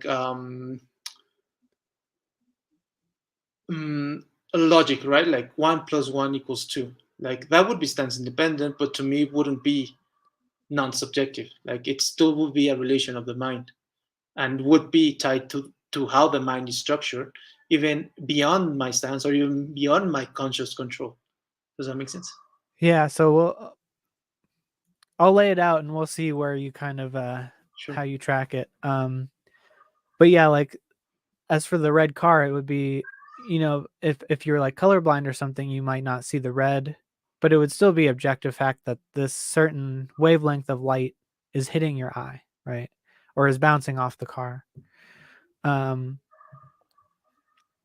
and that wouldn't depend on anyone's opinion or their ability to sense it.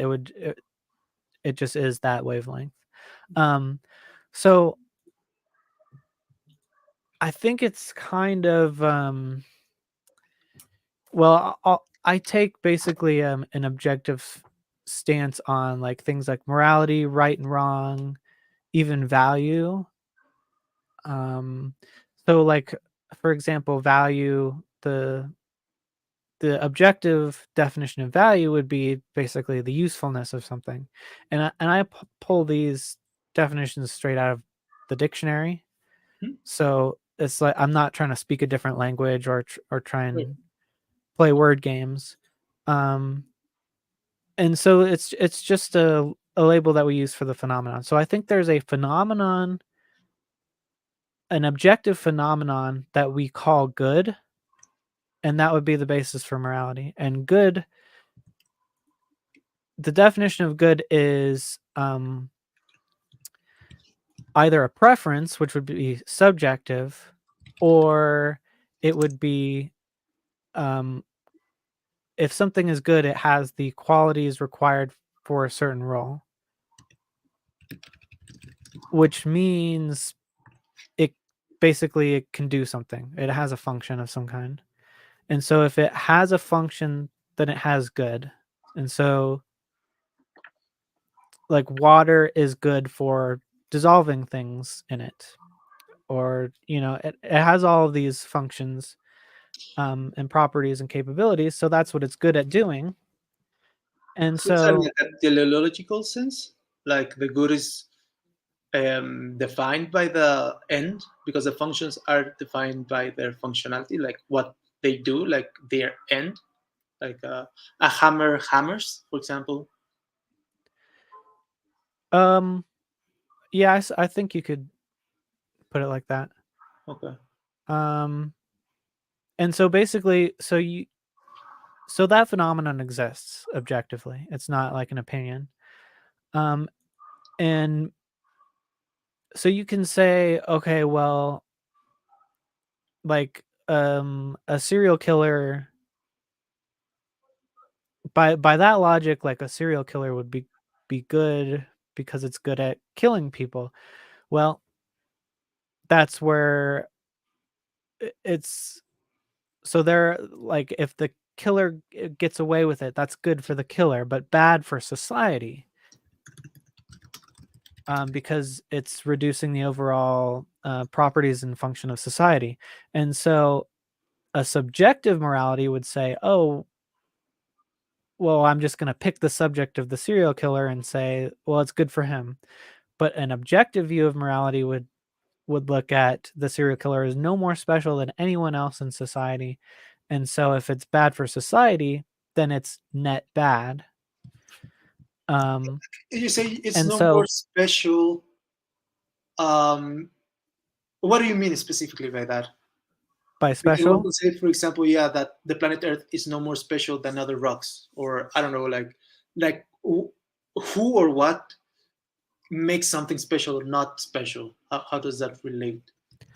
well, the the way that I put it is that the Earth has more good than some random rock that has no life on it, because the planet Pluto, I know it's a dwarf planet, but it's just basically a rock. It has nothing on it. It's not doing anything, but the planet Earth has all these other properties that the planet Pluto does not have. So it has the chemistry that supports life, and it has, so that's objectively, it has more good in it because it has more functions, and it has a greater variety of functions as well.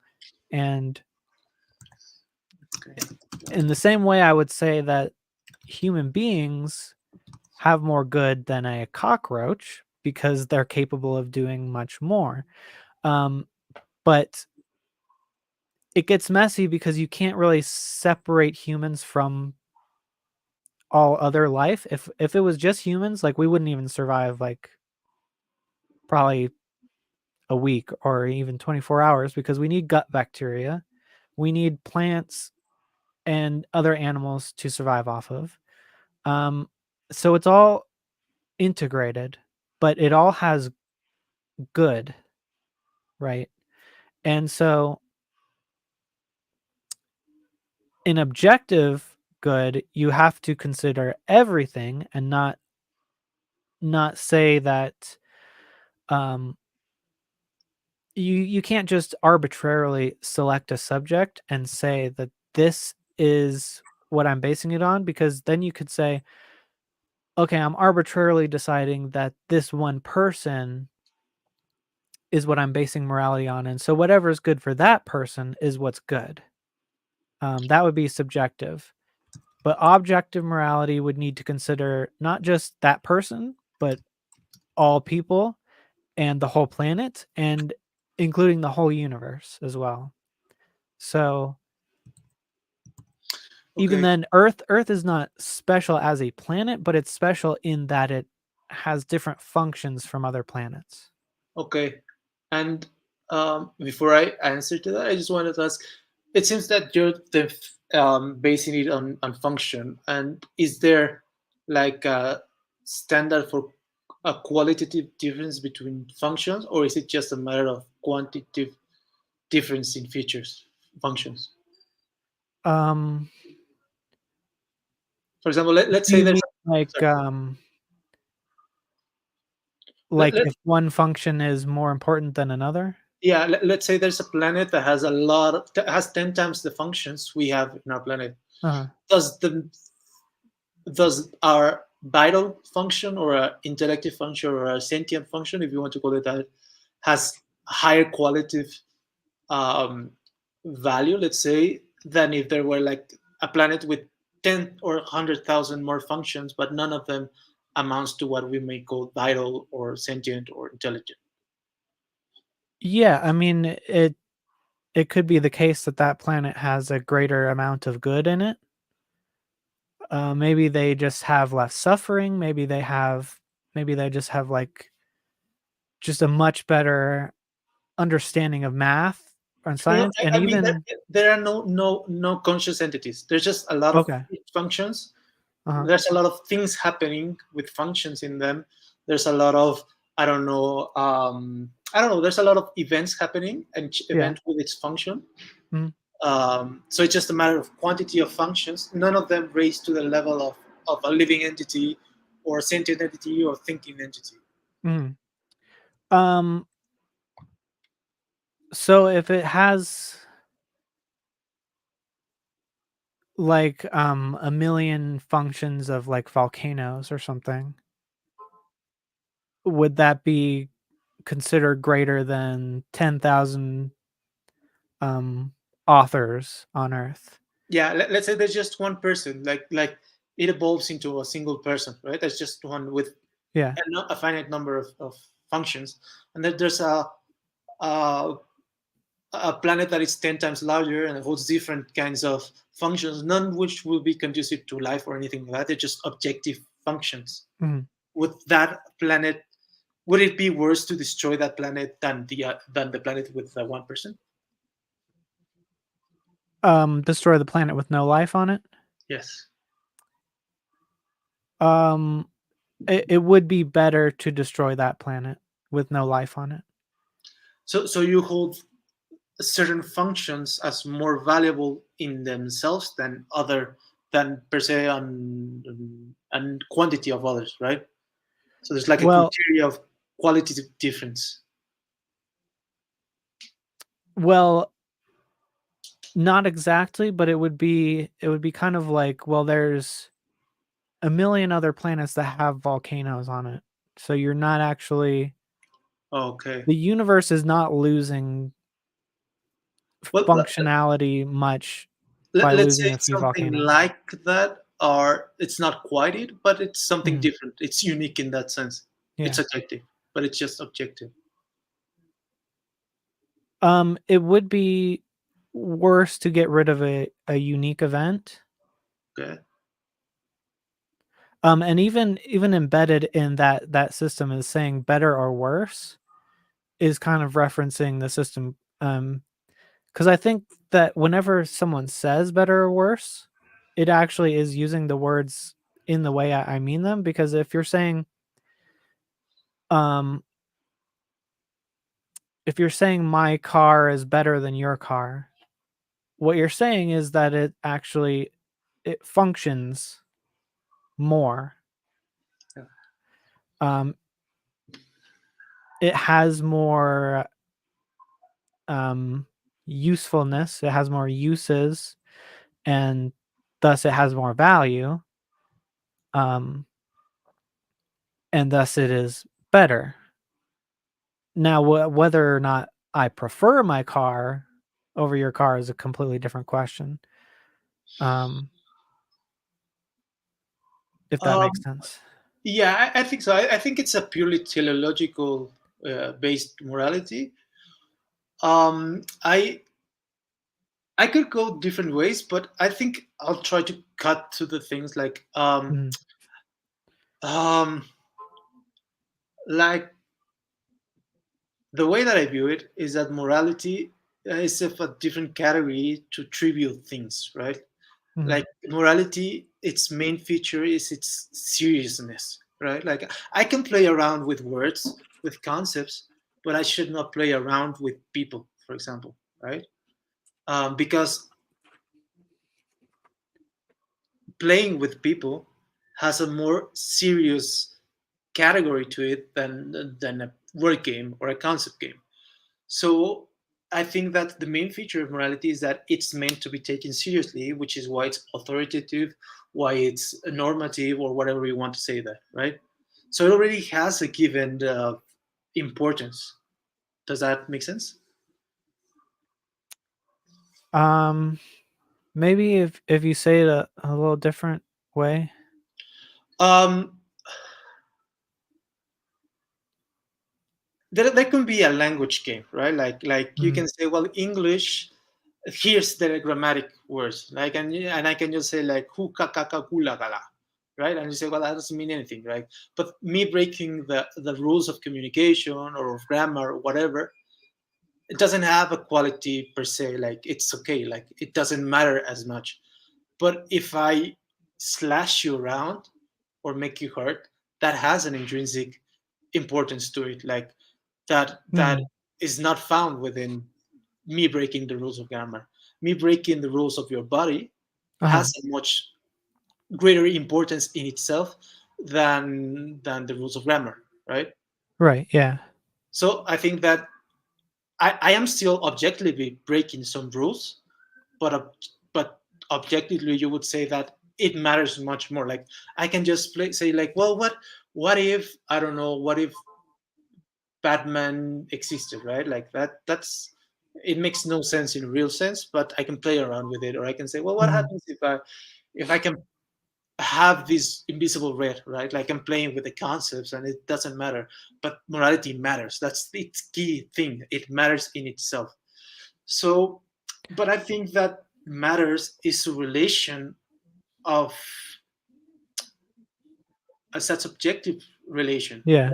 Like, Well, so, so go ahead. yeah, no, and I think I kind of built this concept of morality as compatible with either atheism or theism in a sense because I thought about it kind of from the perspective of if God exists, why is one thing considered good over another?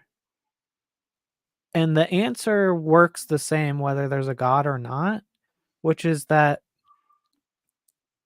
I mean, it's essentially grounded in existence. Existence is the fact of something having properties. And so good is the same thing as having existence. And the more existent, it's an awkward way to say it, but the more existence something has, the better it is. And it's kind of like maximizing potential almost.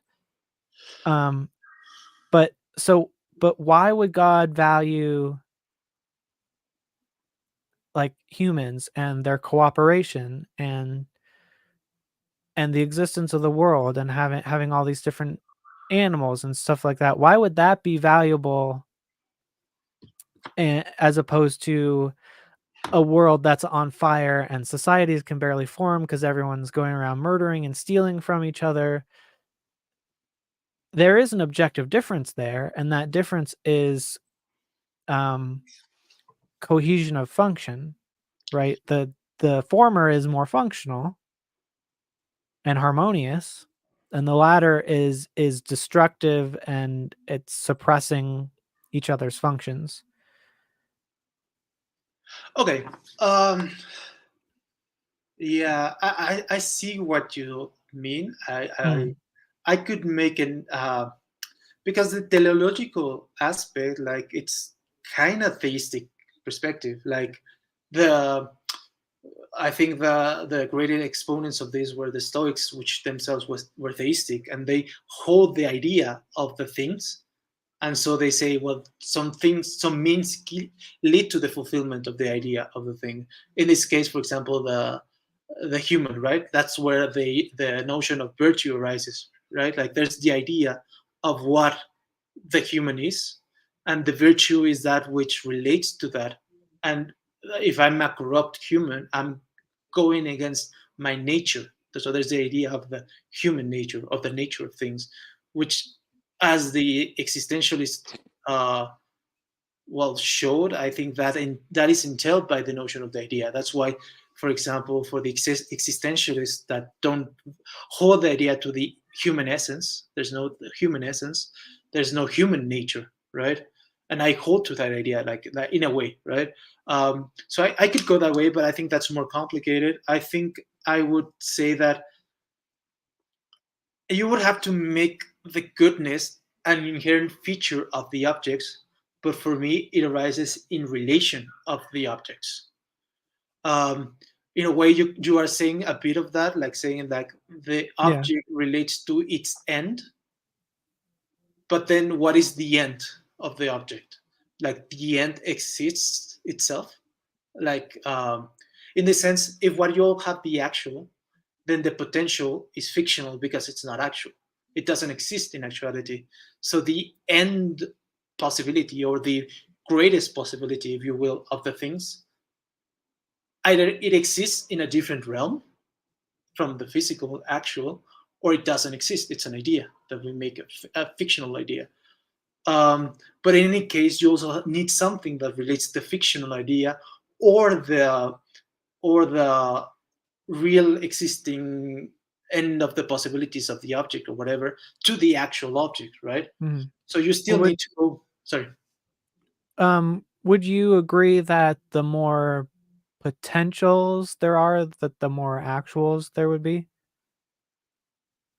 I think the potentials already are. In my view, potential is just a matter of perspective. Like I hold that which is potential is already existing. So Well, but that like there's in a society where a certain set of potentials are illegal, and a society where those potentials are legal, um, would the society where they were legal, would those potentials translate into more actuals? I'm not sure I understand. Can you rephrase it? So, like, I guess it doesn't matter what is made illegal, but in the society where A is illegal, Hmm. that potential is suppressed, and thus the actual is suppressed. And the society where A is legal, that potential is there, and thus people will take that potential and it will turn actual. Um, yeah, where something is more allowed, then it has a greater probability of actualizing itself within Mm. that order. Um, so, but That's there where I are think also the value of potential lies. um, yeah, I mean, if we value like potential lives and act in relation to that goal, to that ideal, Mhm, then yeah, there's a higher probability that we will achieve that, right? mhm. But I would say that first of all, that is an ideal, which is non-actual. So you're giving value to something that's non-actual, which presents like an issue. Why would this potential be more valuable than the actual? But then there's the main thing that I want to focus in, and that is a relation of value, right? And a relation. It's not objective in the sense that it's not within the objects themselves, but it is held within how we relate to things. And so in and it's a little bit, again, going back to Kant, like that's an aspect of it. Like all relations are not objective. No relation is objective because it's not within the object. It's something beyond the object that relates objects. So the objects are not relating to themselves, and in the sense, um, the car is not valuing itself. It's not giving itself its own value. We are valuing itself. If you can say, we can value it in relation to a fictional idea of what its possibilities are, or with a rational understanding of what it is, the idea of the car, Well, including what its possibilities. What I would mean is more that the usefulness of the car doesn't change whether or not no matter how I relate to the car. Uh, mm, I'm not sure like what would that entail, because usefulness entails an end. Mhm. What has ends? Well, Objects don't that have would ends. just be my definition of what objective value is just basically the usefulness of it, its potential uses, or its actual uses, both, either or. Yeah, but the way we can judge uses are in relation to the ends, because you are speaking of the means. The means may be objective, but the way we can judge the means is in relation to the ends, and the ends themselves are provided by subjects. Subjects are their own ends. That's also a Kantian notion that is very well accepted, that people are not means, they're their own ends. So while things can relate meaningfully with say certain means to certain ends, like the hammer hammers, there's no intrinsic end to the hammer, so that I must hammer it, for example. Um, so whether I hammer the hammer, whether I fulfill that ends, relate that ends to that means, has to do with what ends do I have. Like I can, if I have an end, there's objectively better ways to achieve that end. But Mhm. the end itself is not objective. The end itself depends on who has that end. The object itself doesn't Like, have an end. do you mean like whether or not you should take that end or not? Yeah, yeah. For example, Okay. I can have the hammer and I can use it to hammer, or I can use it to kill someone in self-defense, or for another things. Right, So right. the So usefulness of that object relates to how I relate to it. so I think maybe I'll give an example to maybe help clarify a little bit, and then we can talk about kind of oughts or should. Um, so like uh, I don't think that this moral system necessarily applies to. Well, I think morals are dependent on moral agents, but good and bad doesn't necessarily apply to moral agents. Yeah. So a volcano could in itself be good, right? It has all these goods. Um, but also just a field without a volcano splattering lava all over it is also good.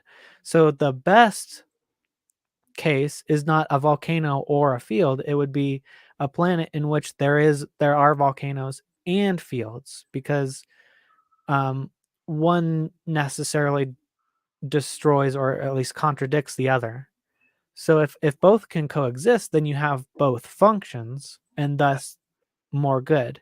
Um, does that make sense? Yeah, I think that if we go with your definition, like, yeah, it follows that the more features it has, or the more, yeah, it has more good. But Mhm. that's kind of circular, saying like what has more features, and well, yeah.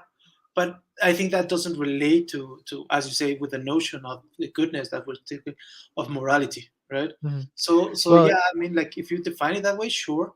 yeah, and I think to roll into, I think morality relates to whether an action should or should not be taken, right?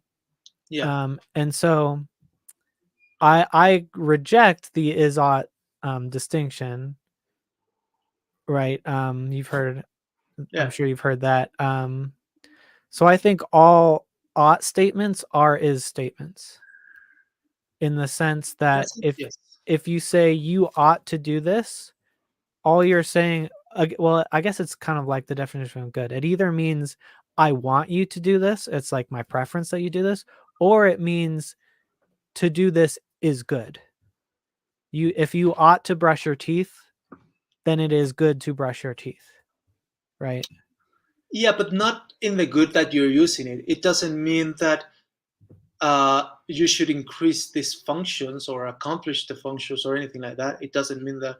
It means that this thing actualizes a function, yes, but that function itself is has to be actualized. So it's a matter. You can have like in an hypothetical sense, like saying, well, you should go to the gym, which is you should go to the gym if you have this end, right? Because this mean leads you to this end, right? But that doesn't mean that you should for the end. Like the end is subjectively defined. It's not Well, objectively defined. um,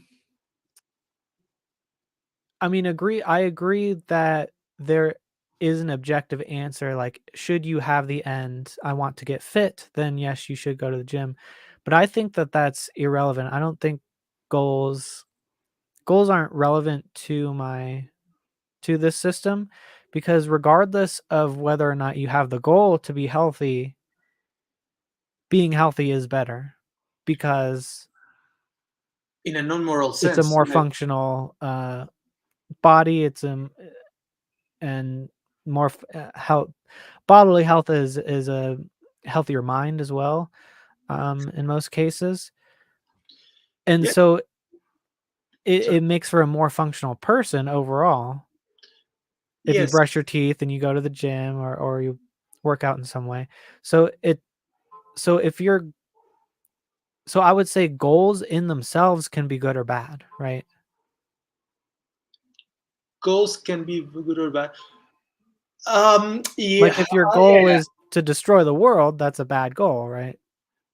In the sense that you're using it, yes. In the case that it decreases functionality, or maybe it depends. Like one can go into that rabbit hole and say that maybe death leads um, to greater, which is like kind of the evolutionary pathway that death led to greater um, functionality, if you will. But like, yeah, if you define it that way, sure.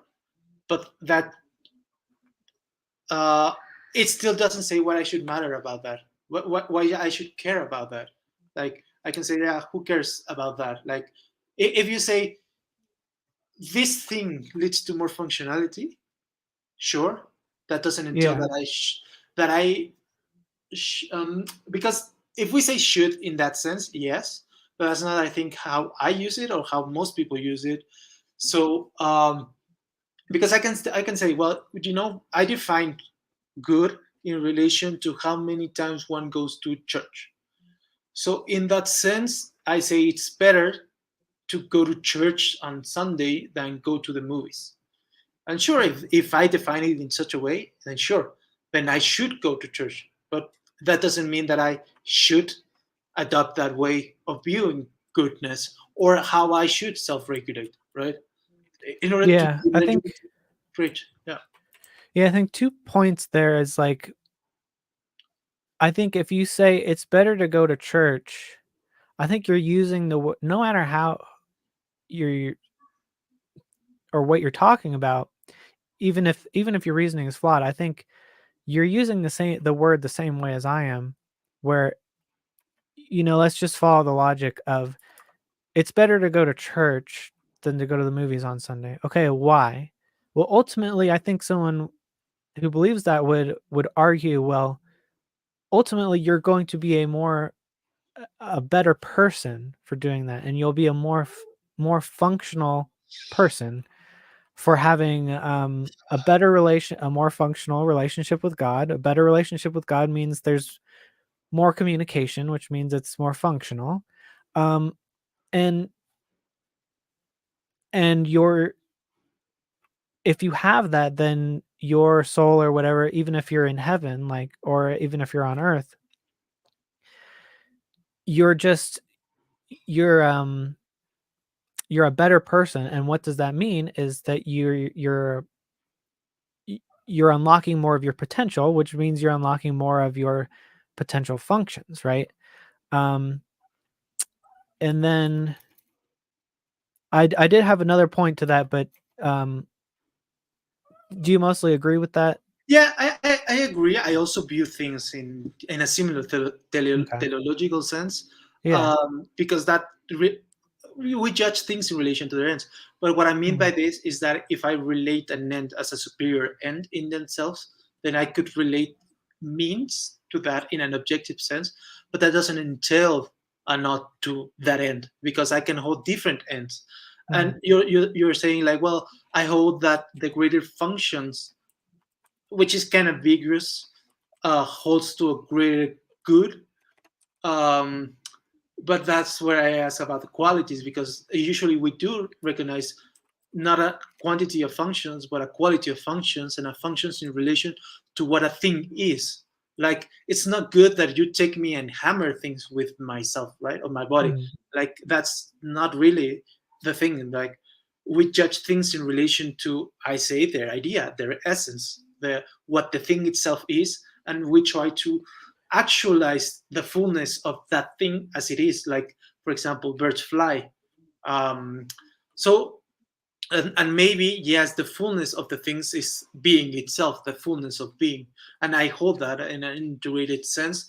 But it holds differently to things, because it depends on what the things themselves are and how do they relate to their own being. mm, So I should not treat a person as, if a person doesn't open their mouth and give a radio station, that's not a failure of the person. That's, it's not that I should work towards that goal for the person, because the person is not a radio, right? mm, Or if I can't hop on a people, on a person, and navigate, like that function belongs to a different kind of entity.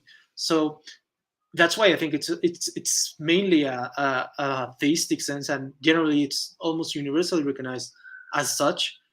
Um, but I think that one still should relate that. For example, if you want to speak about functions, then we are free. I would speak about our freedom. Like, whatever it is that you tell me, I have the feature to reject it or accept it. So that is a feature of my own freedom. So uh, I can even say that if I objectify myself in that way, I am denying the feature of my own freedom. Um, so how do I relate to freedom in that sense? Because I am free. If you tell me, well, you should brush your teeth, I can say like, yeah, I don't care. And even if it's good, I don't care. Like, I can say that, right? yeah. That's a feature Well, of my own freedom.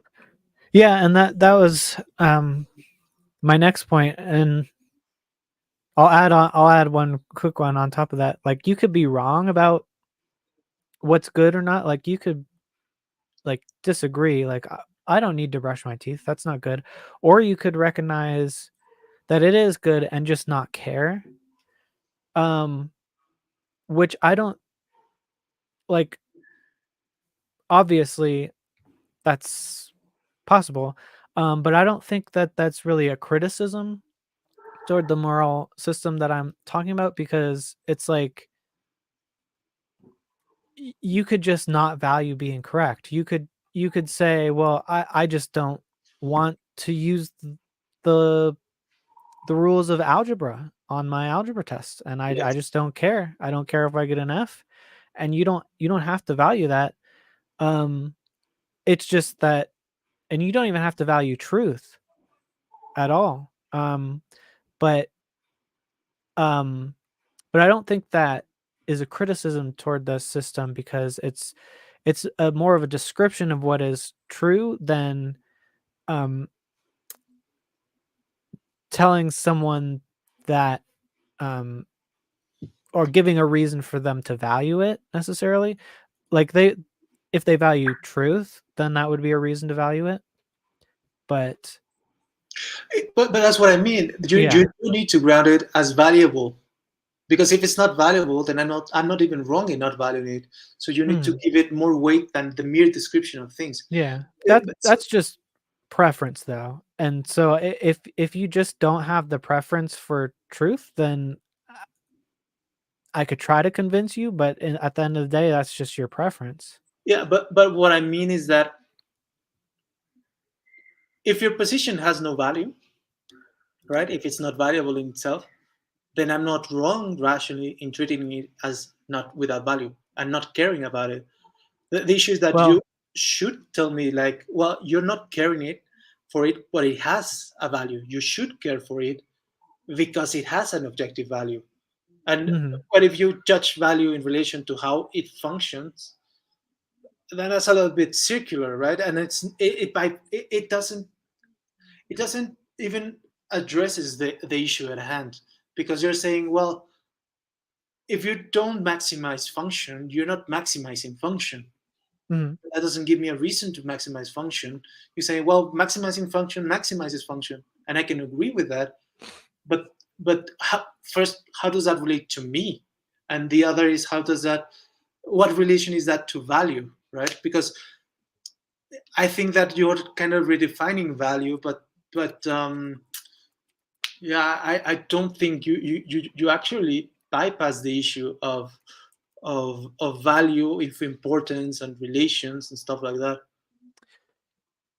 Well, there's the objective value, which I think is included in that, whereas the more functions you have, the more value it has objectively, but But what subjectively, is value? Because it seems to me you're saying the more functions you have, the more functions you have, which I agree. But it yeah, doesn't follow necessarily, or even by yeah, definition, that that is more valuable. you don't have to subjectively value, or I would say prefer that, but it wouldn't change the truth of um whether or not something is good or not. And when you say should, what I hear is it's better to do that. No, If you should do X, it's better to do X. but you So it no, would be better to do X regardless of whether or not they prefer to do X, right? yeah, no, but you're defining good in a different sense, because you're saying if you don't maximize functions, you're not maximizing functions, which we've agreed. But we've not agreed why that is valuable or not. You can say, well, it's better, but you're defining better in that circular way, which is why I included the notion of defining good in different senses. Like I can define good only in relation to how one goes to church. So in that sense, it would be objectively better to go to church, but that doesn't make it more valuable per se. And so Um, it would make yeah, it it doesn't better by that definition, but not more valuable. it's subjectively valuable. It doesn't make a comment on why someone would subjectively value it. No, no, on objective value, because what is value? Because if you relate value to what you're defining as good, you're tying the notion of the good with the valuable, and defining good whatever it is you want. And so you can tie them if you will, but I can define the good in a different sense and also tie the relation of value to it. But that's not an objective value. Like as I said, I can say, well, what's good is to die. Die is good. That's Mhm. it's just how I define good, right? So in that sense, maximizing the good would be to kill everything, and then Well, therefore that would be valuable. But that's kind of circular and arbitrarily defined. So what is your notion of value? objective value would be the utility or usefulness of something, which can be quantified or verified, but that But that has we're an kind end. of mixing that with the subjective value, which is a preference. But the objective value depends on the end, so it's not within the object itself. It's within the end, with what it's meant for. So it's in a relation. It's no longer objective within the object. So Mhm. uh, it depends on what on the end, right? So you're saying, and I agree, you can judge in an objective fashion the means, but towards an end. That's why for many people it's hypothetical. If I want to maximize functions, the maximizing functions would be good, right? But what if I Mhm. don't want to maximize the functions of things? Or what if I only want to maximize the function of myself? Or what if I want to maximize the function of freedom, right? Well, Or that I mean that like this moral system doesn't make comment on what someone's preferences are going to be really. It's it makes appeal, I guess it could make an appeal to someone whose preference is truth. Um but if you just value, if your preference is to just be malicious and to hurt people and to do bad things, then that's I don't think there's any moral system that can convince that person to be moral, right? It would be the same problem no matter Yeah, what. If I think objective morality was to collect as many marbles as you possibly can, someone could just say, I hate marbles. And they you know, and what do you say then? well, Well, marbles are good. Well, I don't like marbles. yeah, Okay. well, that's the issue. Any morality needs to tie it with the subject, because all morality is a relation to the subject, because it commands the subject. It says how the subject should act. It seeks to, um, Well, should is kind of self-referential. Like i- if if marbles are objectively good, then the subject should act to collect as many marbles as they can. Or mm, it just should in a just means it's linguistic game, good. maybe, but in a linguistic game, maybe. But again, that doesn't tie to the own subject. So your concept of good should tie to the concept of the good of all people. And I think you kind of do it with the notion of function. Like, it is already the end of all Mhm. Well, beings to actualize themselves. The I way mean, that, so to look at it from the perspective, if there is a God who's kind of telling us the objective morality, you can just choose to hate that God and to hate its morality, right? And that's not a criticism on that morality or that God, right? yeah, but when you do it, you go against yourself. Mhm. So there will Yeah, be I a agree. time, yeah, and there will be a time where that's how you tie it to the subject. The subject being evil corrupts the subject, and it goes against the subject's own subjectivity. It diminishes the subject, and so it already goes against the preferences of the subject. Mhm. Not the subject necessarily within the immanent subjectivity, which may be stupid, may be limited, maybe nearsighted, right? Maybe. Um, but I think you do need to tie it with the subject so that it But maximizes the subject to be good. mm, but if that subject just doesn't care, maybe they're not wholly evil, but maybe they're just on drugs all the time and they don't care how much their life falls apart. No, but They but but just don't care that they're diminished. I Well, tie it with this. The subject already do care. The subject already cares about itself. mhm, That's the every will, every desire is oriented towards something that's perceived as good, and an attainment of mhm, that good. So every desiring agent already wants to capture the good for themselves. So the person who does drugs thinks they can do it through the pleasure, and there will come a time when they hit rock bottom that they say, well, this pleasure isn't really my greatest good. Like, I think I'm gaining self-actualization of my own self through this, but then I realize that I don't. And that's where you become wise. You become wise when you recognize that what you thought was good for you, what isn't really good for you. But you still need to tie it to the good of the agent, because the agent is already self-driven by but definition. but what does good for you even mean? um Right? Even in your own words, just ignoring kind of my perspective.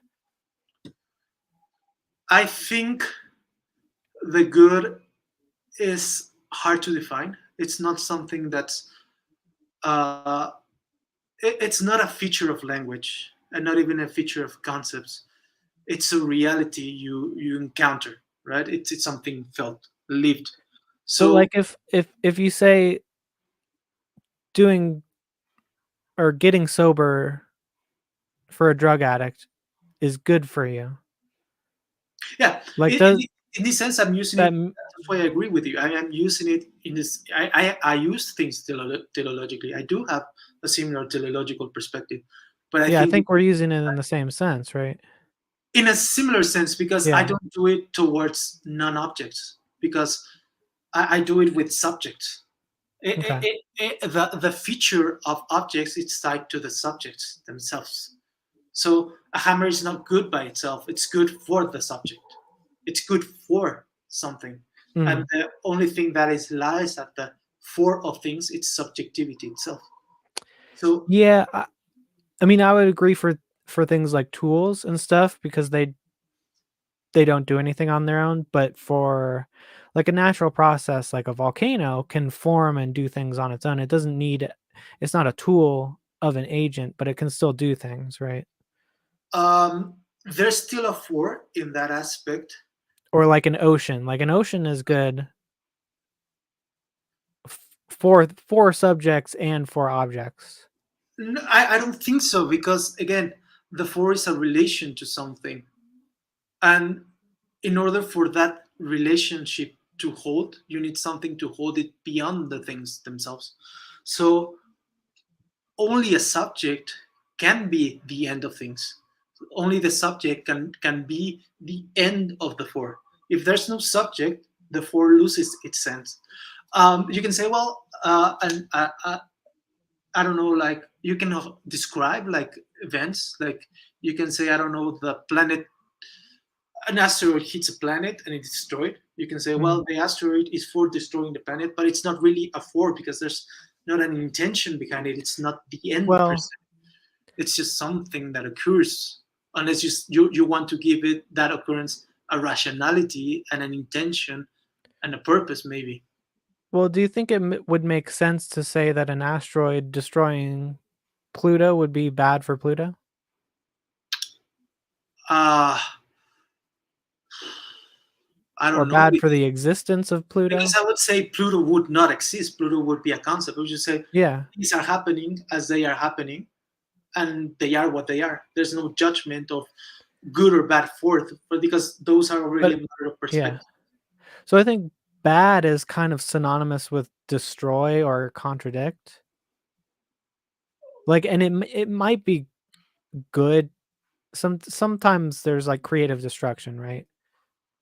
But to say that an asteroid is bad for Pluto if it hits and destroys it is to me the same as saying that Pluto will no longer exist because that Well, concept no longer the concept of Pluto, the actuality of Pluto doesn't exist anymore. And well, so it doesn't have any good because there is no Pluto. So there's no well, um, I would say that the concept would exist, but if we want to say, like, again, without getting mm, into the other topic, I I would agree that if Pluto is destroyed, Pluto is destroyed, but that doesn't mean mm, it's bad in an objective sense.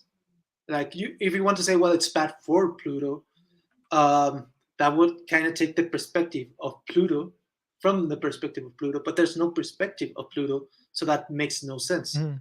Only subjects have preferences. Only subjects have, sorry, perspectives. So if you want to say from the perspective of this, it is bad, you need to have something with a perspective in order to judge it. From an objective sense, there are no such perspectives, so there's no for things, right? Well, It's I a, don't think you need a perspective if you're just describing whether or not it exists, basically, or whether or not it has properties anymore. So if Pluto is destroyed, it doesn't have properties anymore. um, just another way we can look at it. You can say that the idea of Pluto maybe was destroyed, if you will, but not the matter. And so the substantial matter persists. It's Mhm. just configured in a different sense. So you just reconfiguring matter. Matter is just Yeah. reconfiguring Well, itself per its own rules. the matter is something else now. It no longer matches that concept of Pluto, Precisely, right? precisely And because so it I doesn't don't know. exist in objective reality I in don't that think that sense. I've said it yet in this conversation, but I kind of ground. I look at the grounding of these concepts in like good is existence, good is creation, basically. Um, Okay, let me. I think this is also relevant, because take if you hold Pluto as the particular configuration of matter, mhm, every time there's a different configuration of matter. Maybe you will say it's similar, I don't know, but there's a different particular configuration. So in that sense, Pluto is always, there's always something dying and being reborn per Mhm. its configurational changes. So the notion of a stability through time of Plato, it's a matter of conceiving, tying those similarities within a singular thing, which would be the idea of Pluto. But if there's nothing to hold the idea of Pluto, there's nothing to tie those similarities within a singular concept. So there's no Pluto per se. There's just configuration of matter changing constantly. And that's a bit of my point. There's nothing there to relate to it because there's just matter changing in different ways all the time. So there's no Pluto-ness, there's matter changing. And sure, maybe from the perspective of a rational agent like a human, you could see those changes and interpret them in a meaningful way, like, well, Pluto is changing, Pluto has no water, or Pluto is destroyed. Yet from the perspective, if you will, of just fundamental matter that just changes. And I'm not even sure if there's even changes, but there's just, let's say on a mid level, there's these changes, right? And on the truly fundamental way, there's just being. There's not even the perspective of space or time. Because even when you say, well, Plato is in the past and not in the future, it's destroyed, you're speaking of a temporal change, but which would give like a special perspective to a particular uh, temporal state. But if you take the totality of it, there's no change. There's just the totality being the totality, and within every space, every temporal state, there's just occurrences, constant occurrences, and there's no spaces, there's no stars, there's no Pluto, because all of those arise out of the interpretation of a perspective of a human. Okay. Well, I think we're kind of going back to that original disagreement where about concept versus the actual thing. Um, and we've been going now for about 3 hours, so I think yeah, I think we could start wrapping it up, and I'd like to have another conversation sometime. Sure. And yeah, but I'll wrap it up with I'll kind of maybe say what I think you're saying, and then um, you can tell me whether or not that's right. So I what I'm getting is that kind of the thing that is Pluto only has a continuity in the concept, the mental concept of Pluto. Otherwise, it's just kind of it is an ever-changing ball of matter, but the continuity is in the concept. And that's maybe more of a real identity in your view than some just ever-changing mass of matter that isn't unified by an identity. And I think that's important to your concept of why God is fundamental or necessary. Yeah, I would just say that even the concept of matter has an identity because it wouldn't even be uh, matter, right? Because matter is already tied within a singular concept that would just be, I don't know, something unknowable, undescribable. And I think my larger perspective is that all of these are expressions of the subjectivity that we think corresponds to reality at large, which to me tells that there must be a substantial correspondence between subjectivity and the subject. Um, and from my perspective, what I think you're saying, I think your view on morality is interesting. I find it interesting that you have a teleological perspective, which I think it's largely good and useful. So I think you take a more of an objective perspective, which um, tries to take the subject out of the equation to get to the truth. Is that Mhm. right? Yeah. Okay. All right. Well, I think we have come to some understanding here, and um, yeah, and maybe we could think about stuff and come back and have another conversation. Perfect, and thank you very much, Snake. It was just that's how you like being called, Snake, or Yeah, that's fine. Or if you wanna maybe answer this question real quick from our audience, would it be fair to say that you find value in the belief in a God? yeah, I think, but not in a way that it's a mere psychological value, which it has.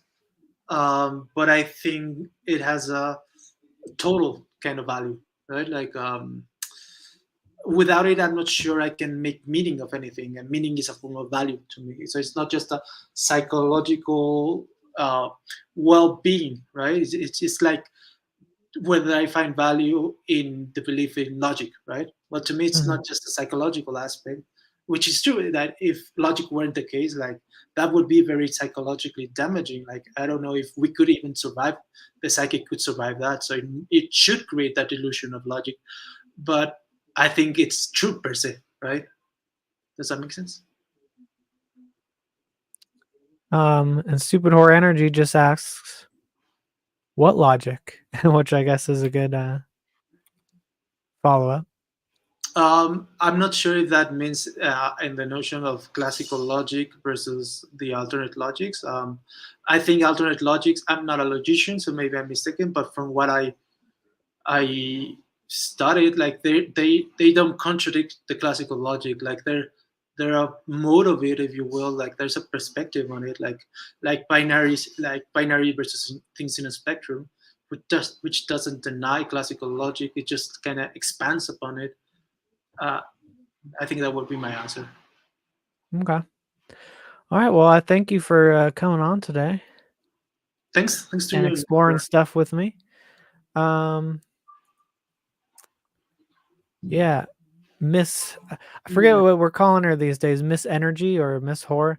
Um, one logic tolerates contradictions. I disagree. I don't think these alternate logics are themselves uh, allow for contradictions. They have a different perspective of maintaining what may seem to contradict each other.